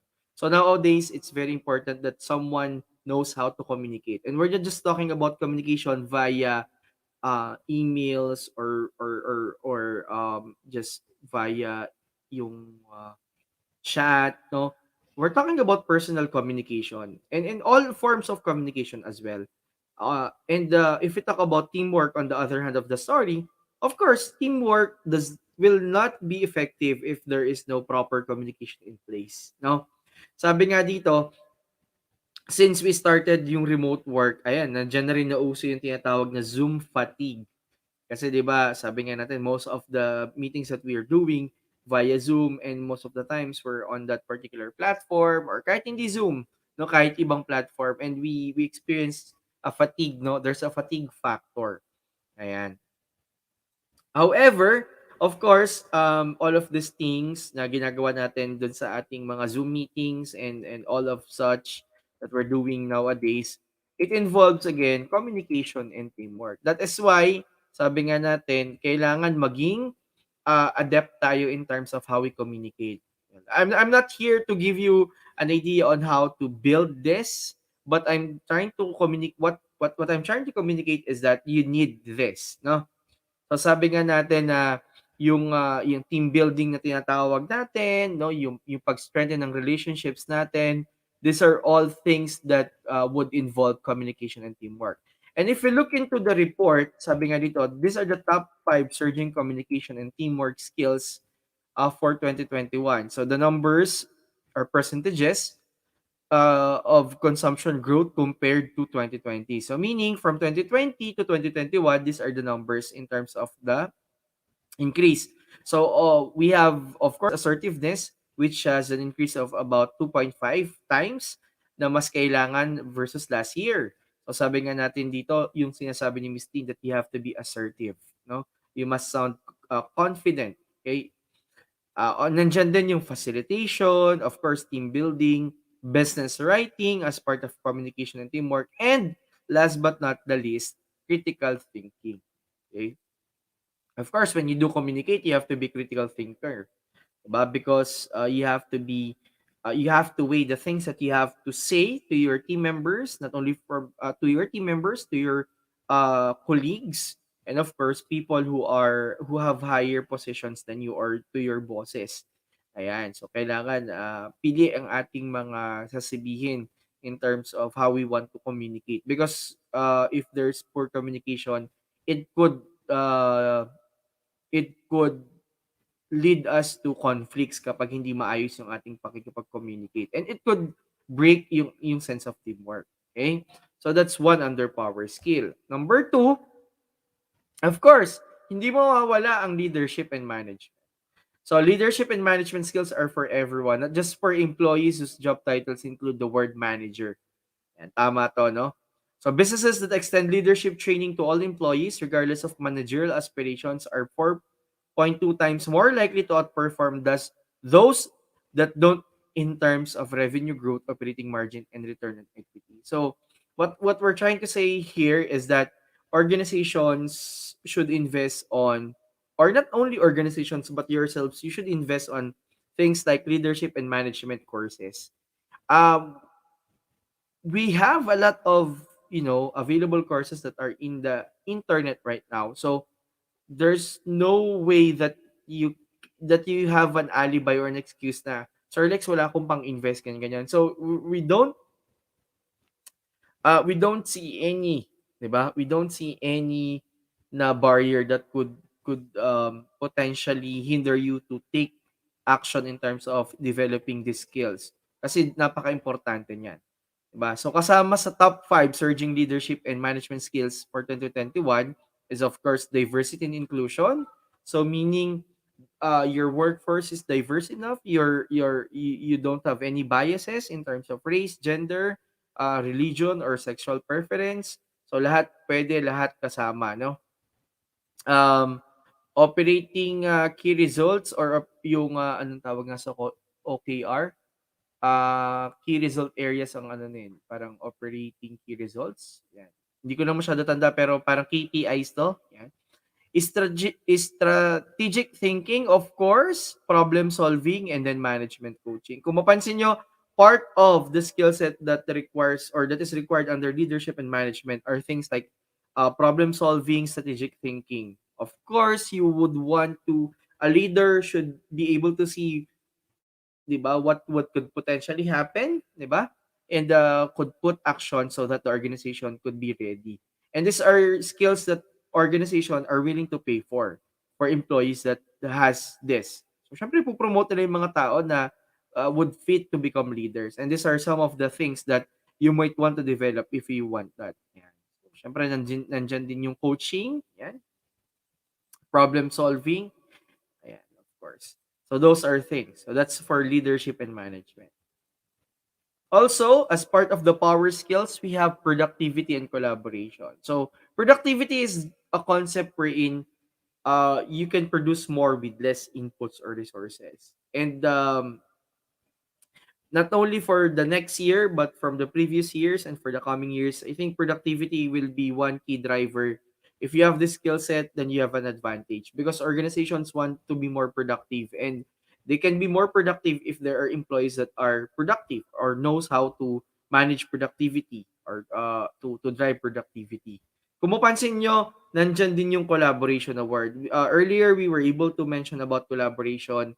Well, if you do kasi projects related to productivity or actions related to productivity, there's always collaboration, there's always teamwork in place, no?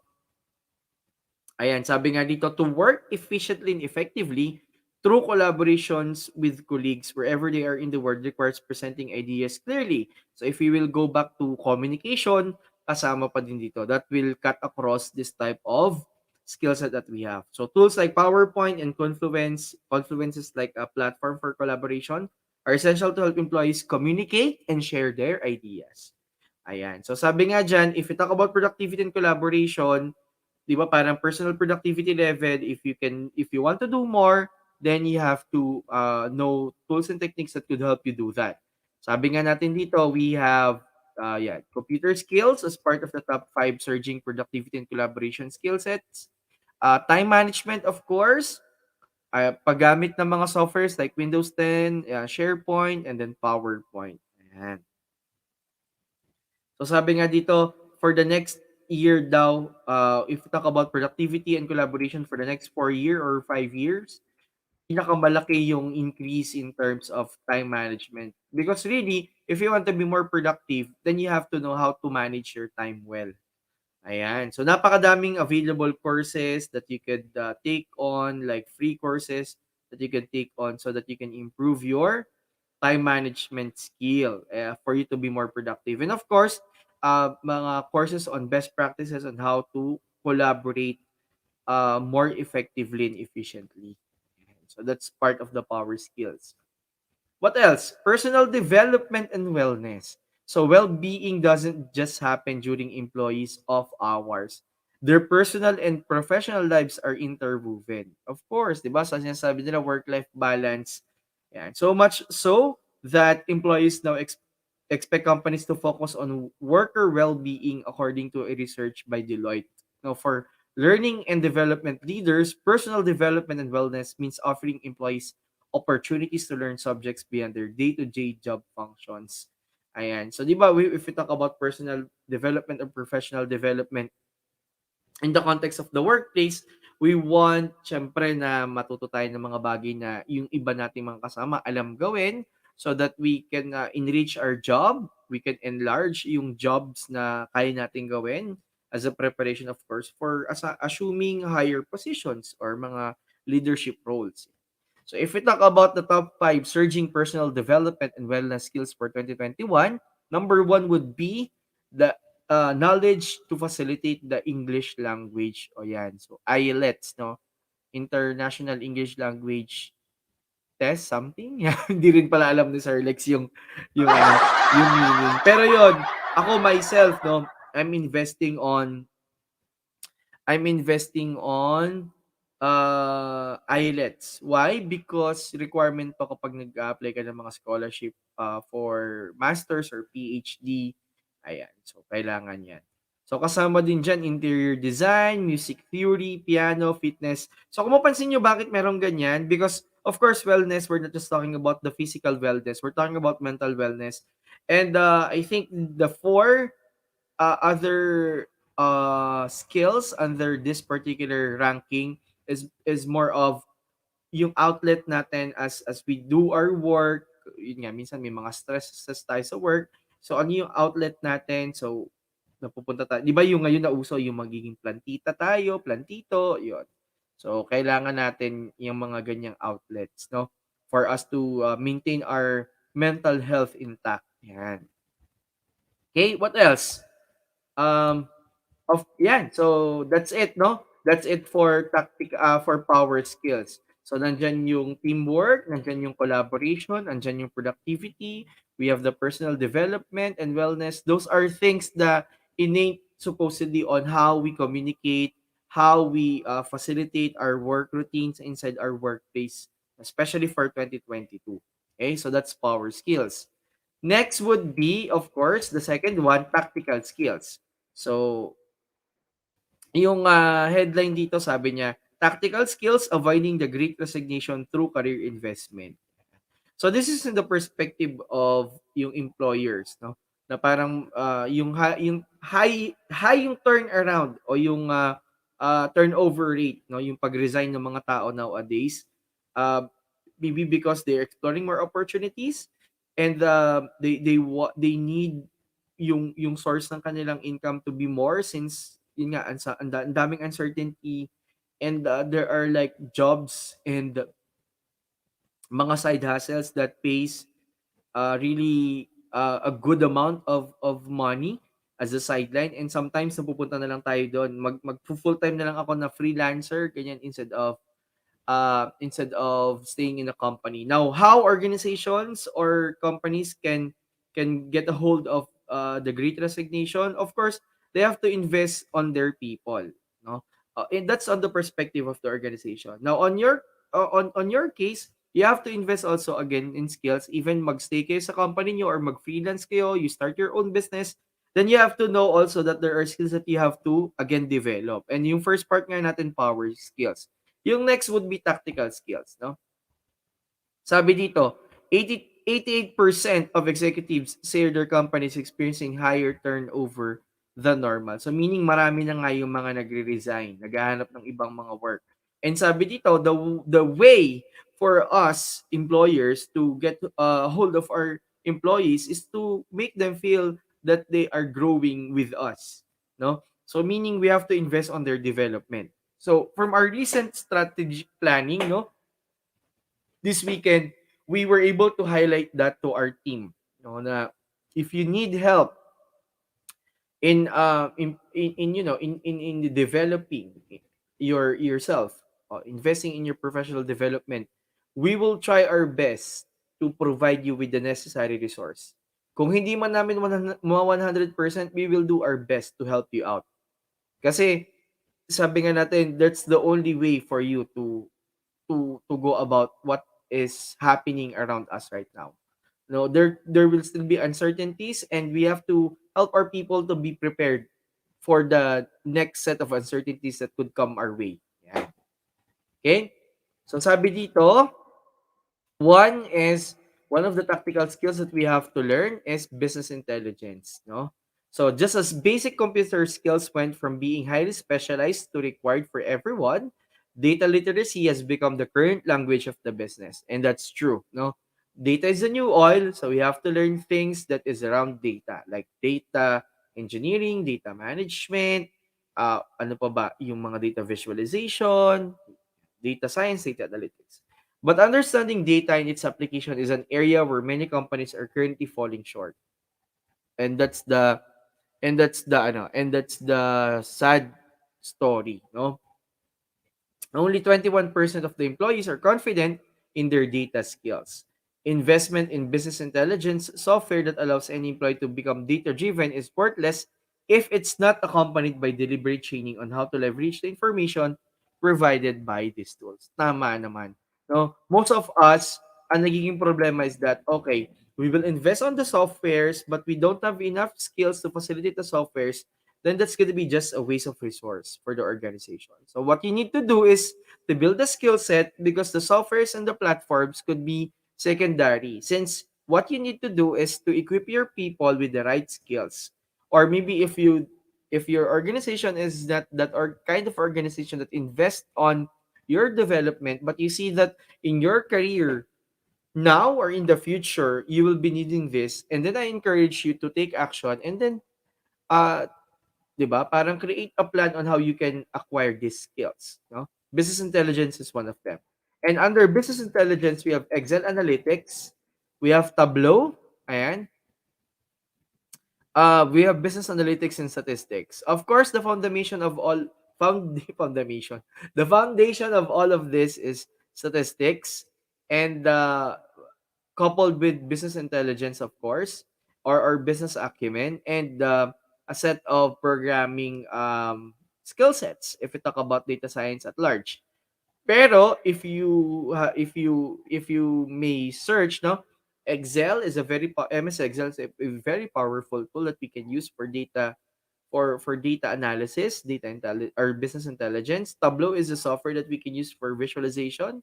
Okay, and again, madaming mga courses that you can take on. So it's really a matter of, start building a plan on how you can acquire this. Later on, I'm gonna share with you how you can transition from what I'm saying, from your point of baseline to what I am saying, reinforcedly, or iteratively, no? Yung mag-create ng plan on how to develop yourself, etc.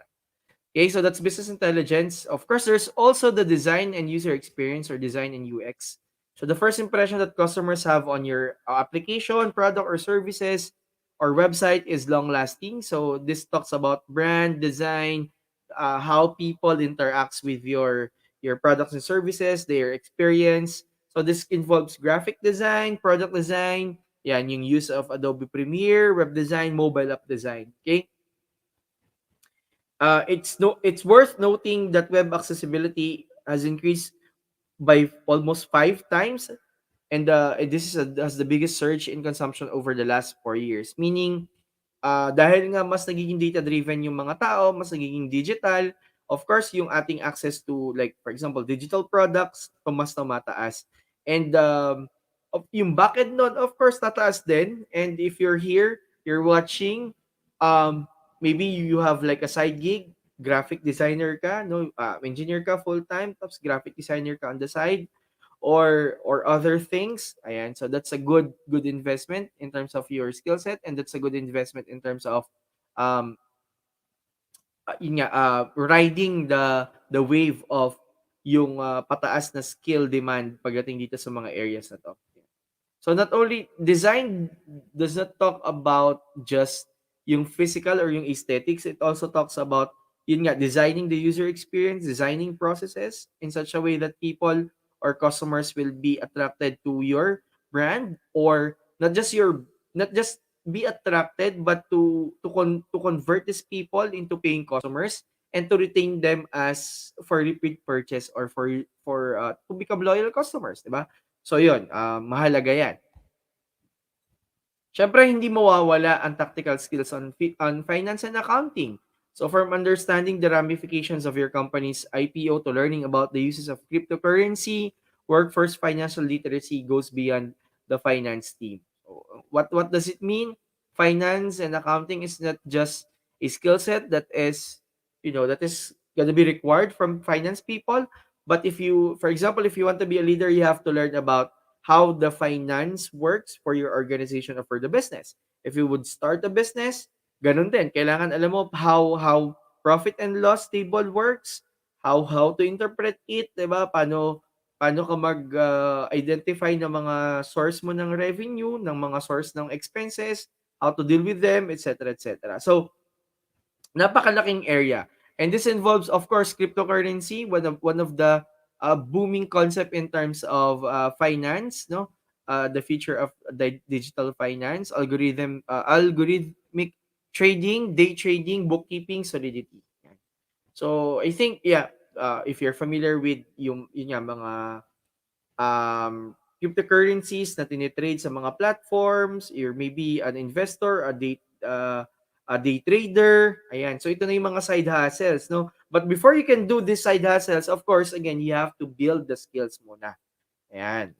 Kung gusto mo matuto ng stocks investing or trading, may mga groups kang pwedeng salihan.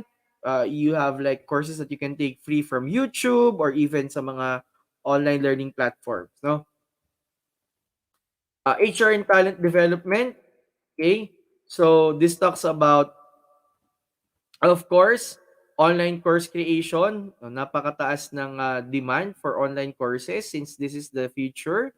Human resources, manager training, instructional design, employee performance and management. So if you can see here, these are things that you have to learn. No, kumbaga parang, okay, you're not an HR people or not an HR person, you're not a talent development people or person, but if you want a side hustle, if you want to increase your skill set, 'di ba? Halimbawa, ngayon, yung training hindi na siya face to face, 'di ba? Online na siya. So you have to invest on courses that would teach you, like for example, what we had earlier, how to present effectively via Zoom or via online platforms. So you need that, 'di ba? Because that's a requirement for you to do your job effectively. So that's what I'm saying here. Okay? Ayan. Ano pa ba? We have marketing, of course, the heart of any business. And so if we're now on digital marketing, we're doing marketing here at Facebook, at LinkedIn, via email, diba? And other platforms, social media platforms like Kumu, TikTok, napakadami. So while marketing skill sets have focused on the digital world for decades now, consumption trends of marketing topics on over the last 4 years provide an interesting snapshot of what's happening in digital marketing. So kasama dyan, of course, ang marketing analytics, marketing strategy, content marketing, Google Analytics individual qualification, and Facebook ads. Yan. So if you want to do, like, again, side hustles for yourself, no? To increase revenue sources, pwede ko mag-invest dito, no? Napakadami ng mga pwede nating gawin, no? Gone are the days that we are stuck in one type of job. I'm not saying that you have to take on two jobs or multiple jobs at a time. What I'm saying is that we all have our dreams, and we have to accept that being an employee is not, kumbaga parang hindi siya talaga magle-lead sa atin to reach our dreams as fast as if meron tayong konting side hustle or if we start maybe our own business. So I'm not saying that you quit your jobs. What I'm saying is that baka makatulong lang. And ang sinasabi ko dito, napakadami kasing opportunity for us to learn and then eventually earn from what we learn, 'di ba? By applying it. So 'yon, no? Project management, of course, 'di ba? We do project management for business, for our companies. So project management, the increasing complexity of work projects plus the challenges of working remotely mean project management is an in-demand skill. And we're not talking about just traditional or waterfall project management, we're talking about Scrum and Agile, which has dramatically increased over the couple of number of years.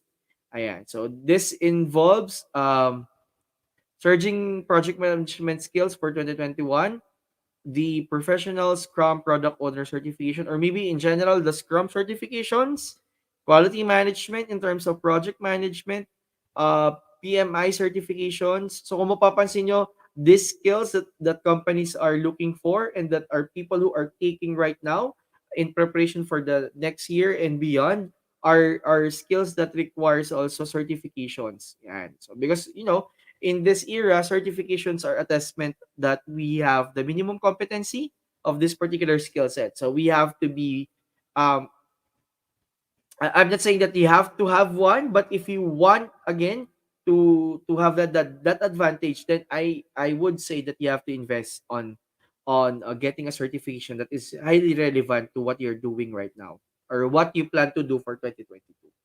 Okay? Sales and customer experience, of course.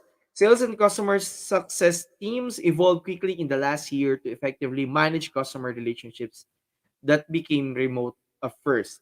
So itong sales and customer experience very important, no?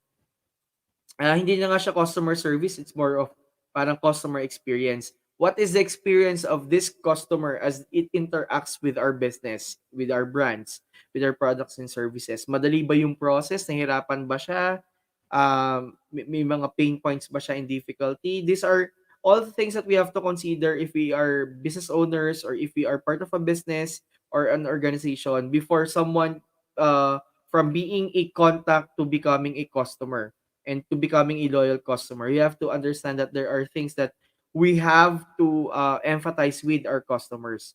Sabi nga dito, things like persuasion, negotiation, business-to-business sales, customer success management, and sales skills are things that people are learning right now. And we have to also understand that we have to learn this. No, if you're a business owner, you know for a fact that you're a business owner, that you're a salesperson, you're a marketing person, di ba? And if you're part of an organization, that goes for you as well. Not only you're selling your product or service, sometimes you're selling your idea, as what my co-presenter tonight, Miss Teen, mentioned earlier. So mahalagang konsepto to that we have to learn. Okay? So that's for tactical skills. Last but not the least is technical skills. So technical skills talks about strategic level, of course, tech strategy to be specific because we're technology driven nowadays. But let's look inside what these technical skills includes. No, sabi dito, 40% of CEOs said that their chief information officer or tech leader will be the key driver of business strategy. Why? Because if your business is or organization is aligned with the use of technology, of course, tech people will lead the way. Pero not only tech people should learn tech skills or what we call technological skills or technical skills.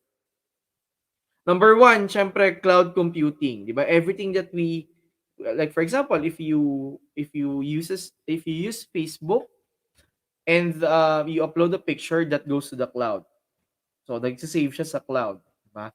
So yung lahat ng mga work, yung mga back-end jobs na ginagawa ng mga leading tech companies, so nangangailangan sila ng mga people that knows cloud computing. And even medium and small enterprises, they're encouraged to use cloud solutions. So parami ng parami yung mga softwares and platforms that are hosted now in the cloud. So in that case, this kind of skills for 2022 based on the 2021 results like Google Cloud Certification, Microsoft AZ500, Microsoft Azure, Amazon AWS, Google Cloud Professional Cloud Architect. So these are courses, these are domains that specifically relates to cloud computing. So if you're into transitioning into tech tech roles, then cloud computing might be one good area. What else? Cyber security. So with cybercrime becoming ever more sophisticated and widespread, cyber security class action lawsuits and settlements in the hundreds of millions of dollars, companies can quite literally not afford to ignore security of their IT networks. Ayan, cybersecurity. Napakadaming issues lately, no? Kasi nga, Yuletide season, Christmas season. So, I'm um, asking people to be more aware, no? To be more vigilant of the links that they're clicking para hindi kayo maagawan ng identity. Ayan, so yung information, yung mga data nyo, please have them intact, no? Ayan. Cybersecurity kasi hindi na mawawala yan since we're doing digital, the risk that it poses in terms of the security of our data nandiyan na, no? Regardless of the scale of our organization, from small to multinational, may risk tayo dyan. So if we talk about skills related to that, we have CompTIA uh, CISA Plus certification, yeah, Certified Information Security Manager, CompTIA Pentest certification, ayan. So mga related sa mga cybersecurity. I think these are softwares and platforms that are used, no, for testing the security level of your websites, of your mga database that you uses in your organization. And sino pa bang hindi nakakarinig? Data science. Data science has been a booming buzzword and a practice, of course, for businesses. Pero sabi nga, 21% pa lang of employees, no, yung may knowledge about data science. So the challenge now is to get more people involved, and the organizations have the responsibility. If they want to capitalize on the data that they have to invest to people learning data science. So kasama din dyan yung Amazon SageMaker. Bakit? Kasi ito yung isang platform na ginagamit for machine learning, if I'm not mistaken. AWS Certified Machine Learning Specialty, Apache Airflow, Apache naman for data engineering, if I'm not mistaken. And then sa certified specialist, so yung mga programming skill set. So as mentioned, data science is a Venn diagram of yun nga, programming skills, business skills, and saka yung statistics natin combined together, or mathematical skills natin. So yun, napakahalaga nito since sabi nga natin, data is the new oil, there's no turning back. So kailangan matuto tayo about data analytics, data science. IT operations, syempre nasa ano na tayo, digital. So information technology operations will be one of course na titingnan natin. So this includes database management, IT service management, certified Kubernetes administrator, storage area network, and Oracle Golden Gate. So hindi pa huli na mag-shift to digital or to this kind of tech roles. It's just a matter of you equipping yourselves, no, ng tama na mga skill set. No, maybe you're in the crossroads right now, gusto mong mag-transition, okay lang 'yon. You just have to build the proper skill set. Software development, of course, which involves Terraform, Python scripting, React hooks, Prometheus, and Swift UI. Yeah. So coding experience is becoming a required skill in tech functions regardless of the job description. So we're now again in the era of digital. Yung mga solutions most of the time is on an app, 'di ba, or on a platform. So really, software development has been booming for the last couple of years. Sabi ko nga, if ever ako, kung bibigyan lang ako ng time to learn coding, mag-aaral ako, pero my time does not permit me to do it so. So, yeah, nagtatap na lang tayo ng mga resource. And I think napakadami pa ng kailangan i-fulfill in terms of this area, no? In terms of the skill set.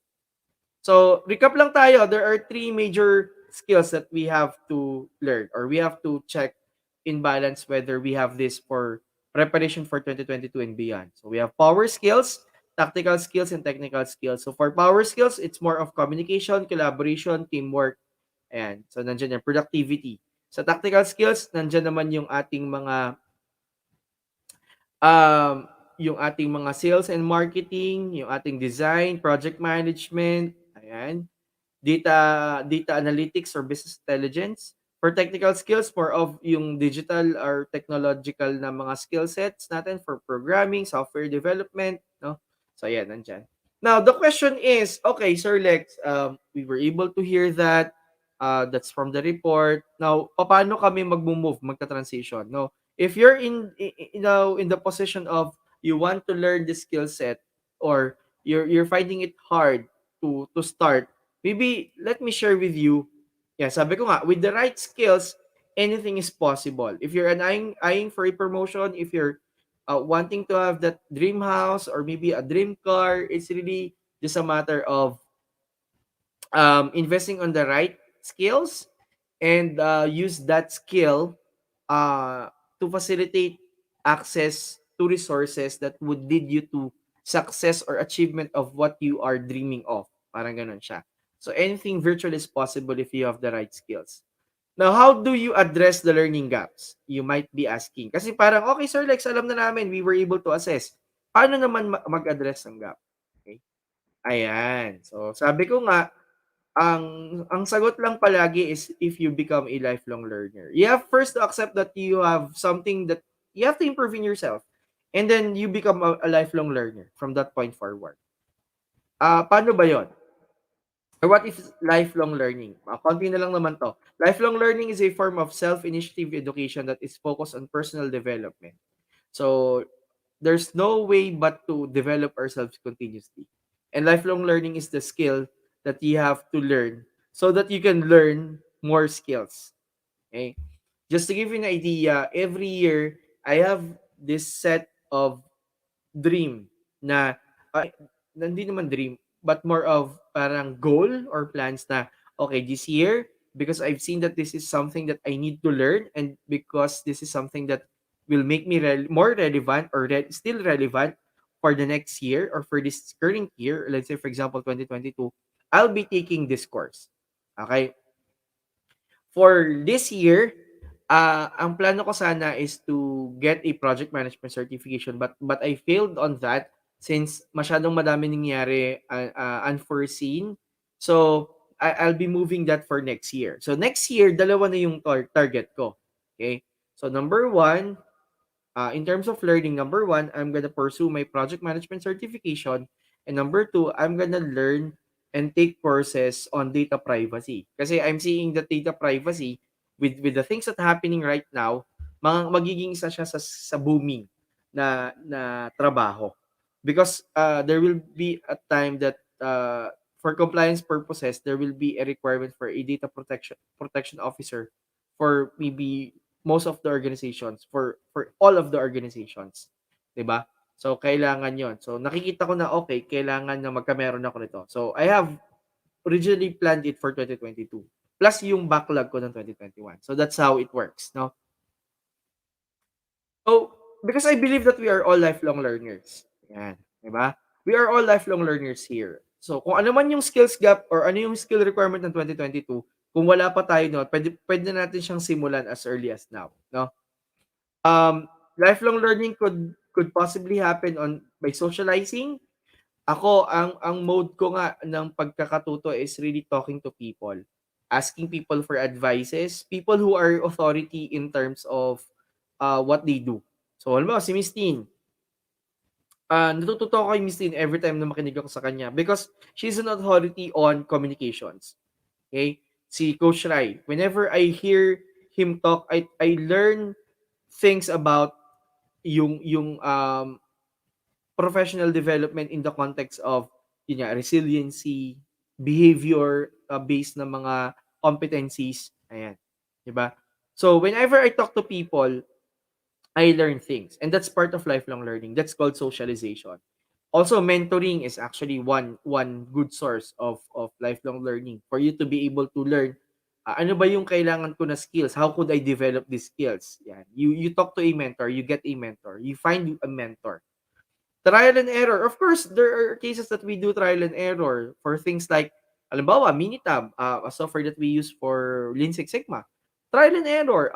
You try to get a data, run, kung mararan mo yung syntax ng software. Kung hindi mag-work, okay, di ulit-ulit. 'Di ba? Parang it's a process. 'Di ba? Sabi nga, I fail fast, a buzzword na nowadays.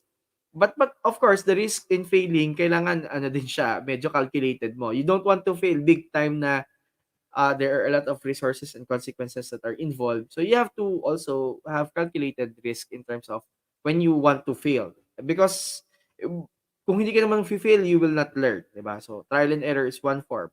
Self-initiated study. Ayan, di ba? Ako, mahilig din ako sa self-initiated study. For example, I want to learn design thinking, design sprint. Parang, okay, nagtitingin muna ako ng resources. Hindi ka naman mawawalan ng resources that you can find. We have YouTube, we have so many platforms. You have Alpha Digital, aslexspeech.com/courses. You have more than 50 courses there, or around 50 courses there, free, that you can take, depending on what skill are you developing. EDX, Udemy, Coursera, di ba? Napakadami. Ano po, meron silang mga published na mga references, pwede mo yung kuhanin. So really, lifelong learning could help you address the gaps, especially if medyo tight yung budget natin, you can do self-initiated study. Pero of course, iba pa rin syempre if you're on a, if a program na paid, na talagang may mas value, of course naman. We have to admit that, no? So sabi nga natin dito, personal fulfillment and development refer to natural interest, curiosity, and motivation that lead us to learn new things. So it's a personal fulfillment, and not only that, it will actually drive, of course, yung ating pagiging goal driven, di ba? Na kapag natutunan ko 'to, at least I can apply for this job, halimbawa, or I can earn more because mapo-promote ako. So those are motivations, but ultimately what we want is that uh, to imbibe na you're doing this not for other persons, you're doing this for yourself, for you to help yourself achieve your goals, no? Your dreams, no? Yeah. So we learn for ourselves, not for someone else. And so what are the benefits? Of course, renewed self-motivation, recognition of personal interests and goals, improvement in other personal and professional skills, and improve of self-confidence. Now, how do we adapt lifelong learning to you and to prepare for yourself for 2022? Number one, recognize your personal interests and goals. So you have to know that. Number two, make a list of what you would like to learn or be able to do. Sabi ko nga, for myself, for 2022, project management, data privacy. And of course, target ko din mag-enroll na ng PhD. Dami kong gusto, no? Ang dami kong gusto, pero it should start with making that list. Identify how you would like to get involved and the resources available. Shall I invest on paid programs? Shall I do free courses? Shall I look for a mentor? So you have to identify that. Structure the learning goal into your life, covering also yung timeline mo. Ano ba, the whole year ko ba to gagawin ng 2022? Or first quarter ko ba to aaralin para the next quarters, more of application na para makapaghanap ako ng bagong work, or para makapag-start ako ng side hustle, or para mapansin ng aking superior that I was able to learn a new skill, and I'm using this now to improve the way how I work inside my current workplace. Okay? So things like those. And of course, commitment. You have to commit yourself that you have to learn this new skill or relearn this new skill, enhance this skill for you to be more prepared for 2022. Okay? So skip lang natin to very quickly. Share ko sana yung journey ko, pero I think you were able to hear this na. Yan, ano ba yung lifelong learning journey ko? So medyo madami nang natulong yung skill set na pagiging lifelong learner sa akin. And these are some of the numbers. So sabi nga ni Albert Einstein, commit yourself to lifelong learning. The most valuable asset you'll ever have is your mind and what you put into it. Let's continue to be #significantly better lifelong learners together, especially in preparation for 2022.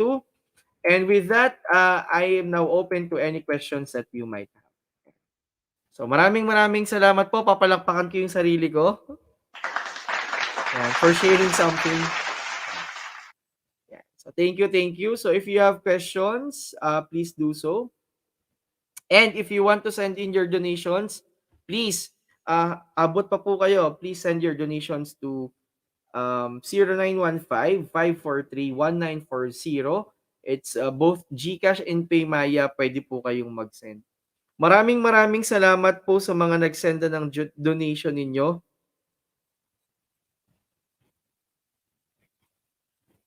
Ayan, no? I think we're now breaking the 5,000. So thank you, thank you, thank you po. Sa mga kaibigan ko na may mga businesses, ayan, please make this as one of the ways on giving back this time of giving. Not only for those who have businesses, kung estudyante ka man, you have that small amount, okay lang. Please do share that amount. Kung empleyado ka, ikurot mo ng konti dun sa ano mo sa 13th month mo or sa bonus mo, please, no? I'm appealing to you guys. Ayan. Maraming maraming salamat na po naman po sa ating mga nagbigay. I would like to mention names, of course, but not the amount na. Pero thank you, Apple, and consistently helping our drives to Gab. Salamat to Casey. Ayan, to Sir Ray Abarientos, ayan.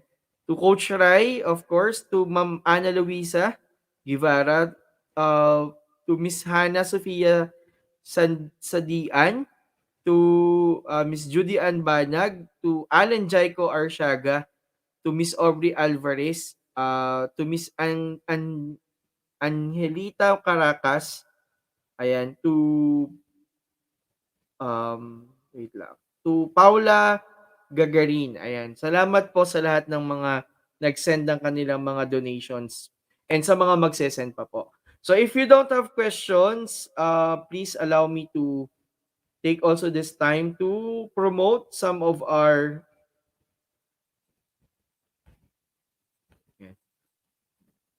So maraming maraming salamat sa ating mga resource speakers for this learning session for ECOS, for the Typhoon Odette victims. Ayan, pag po nalikom natin yung amount, we'll be coordinating with people who are have connections dun sa site, sa on ground, no?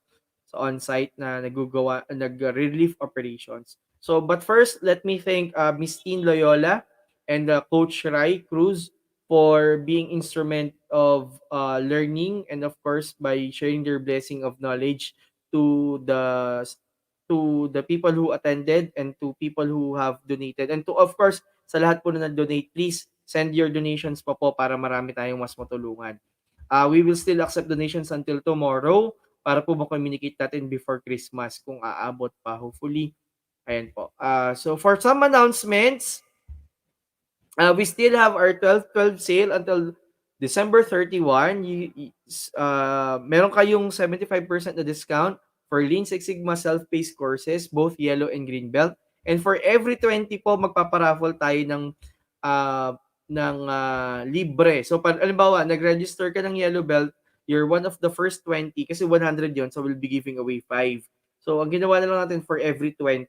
So, kung part ka ng 20, kuha kami ng isa, pag halimbawa nag-register ka ng black belt, libre na yung black belt mo. Gano'n siya. Pag kumuha ka naman ng yellow belt na self-paced, libre na yan. I-refund namin yung binayad mo.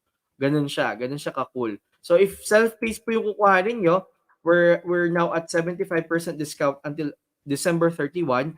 Kung live online classes, 50% discount or more than that. So kung dati nakukuha mo siya ng 10,000, ngayon 5,000 na lang. So later on, I'll be showing you the list of courses and events.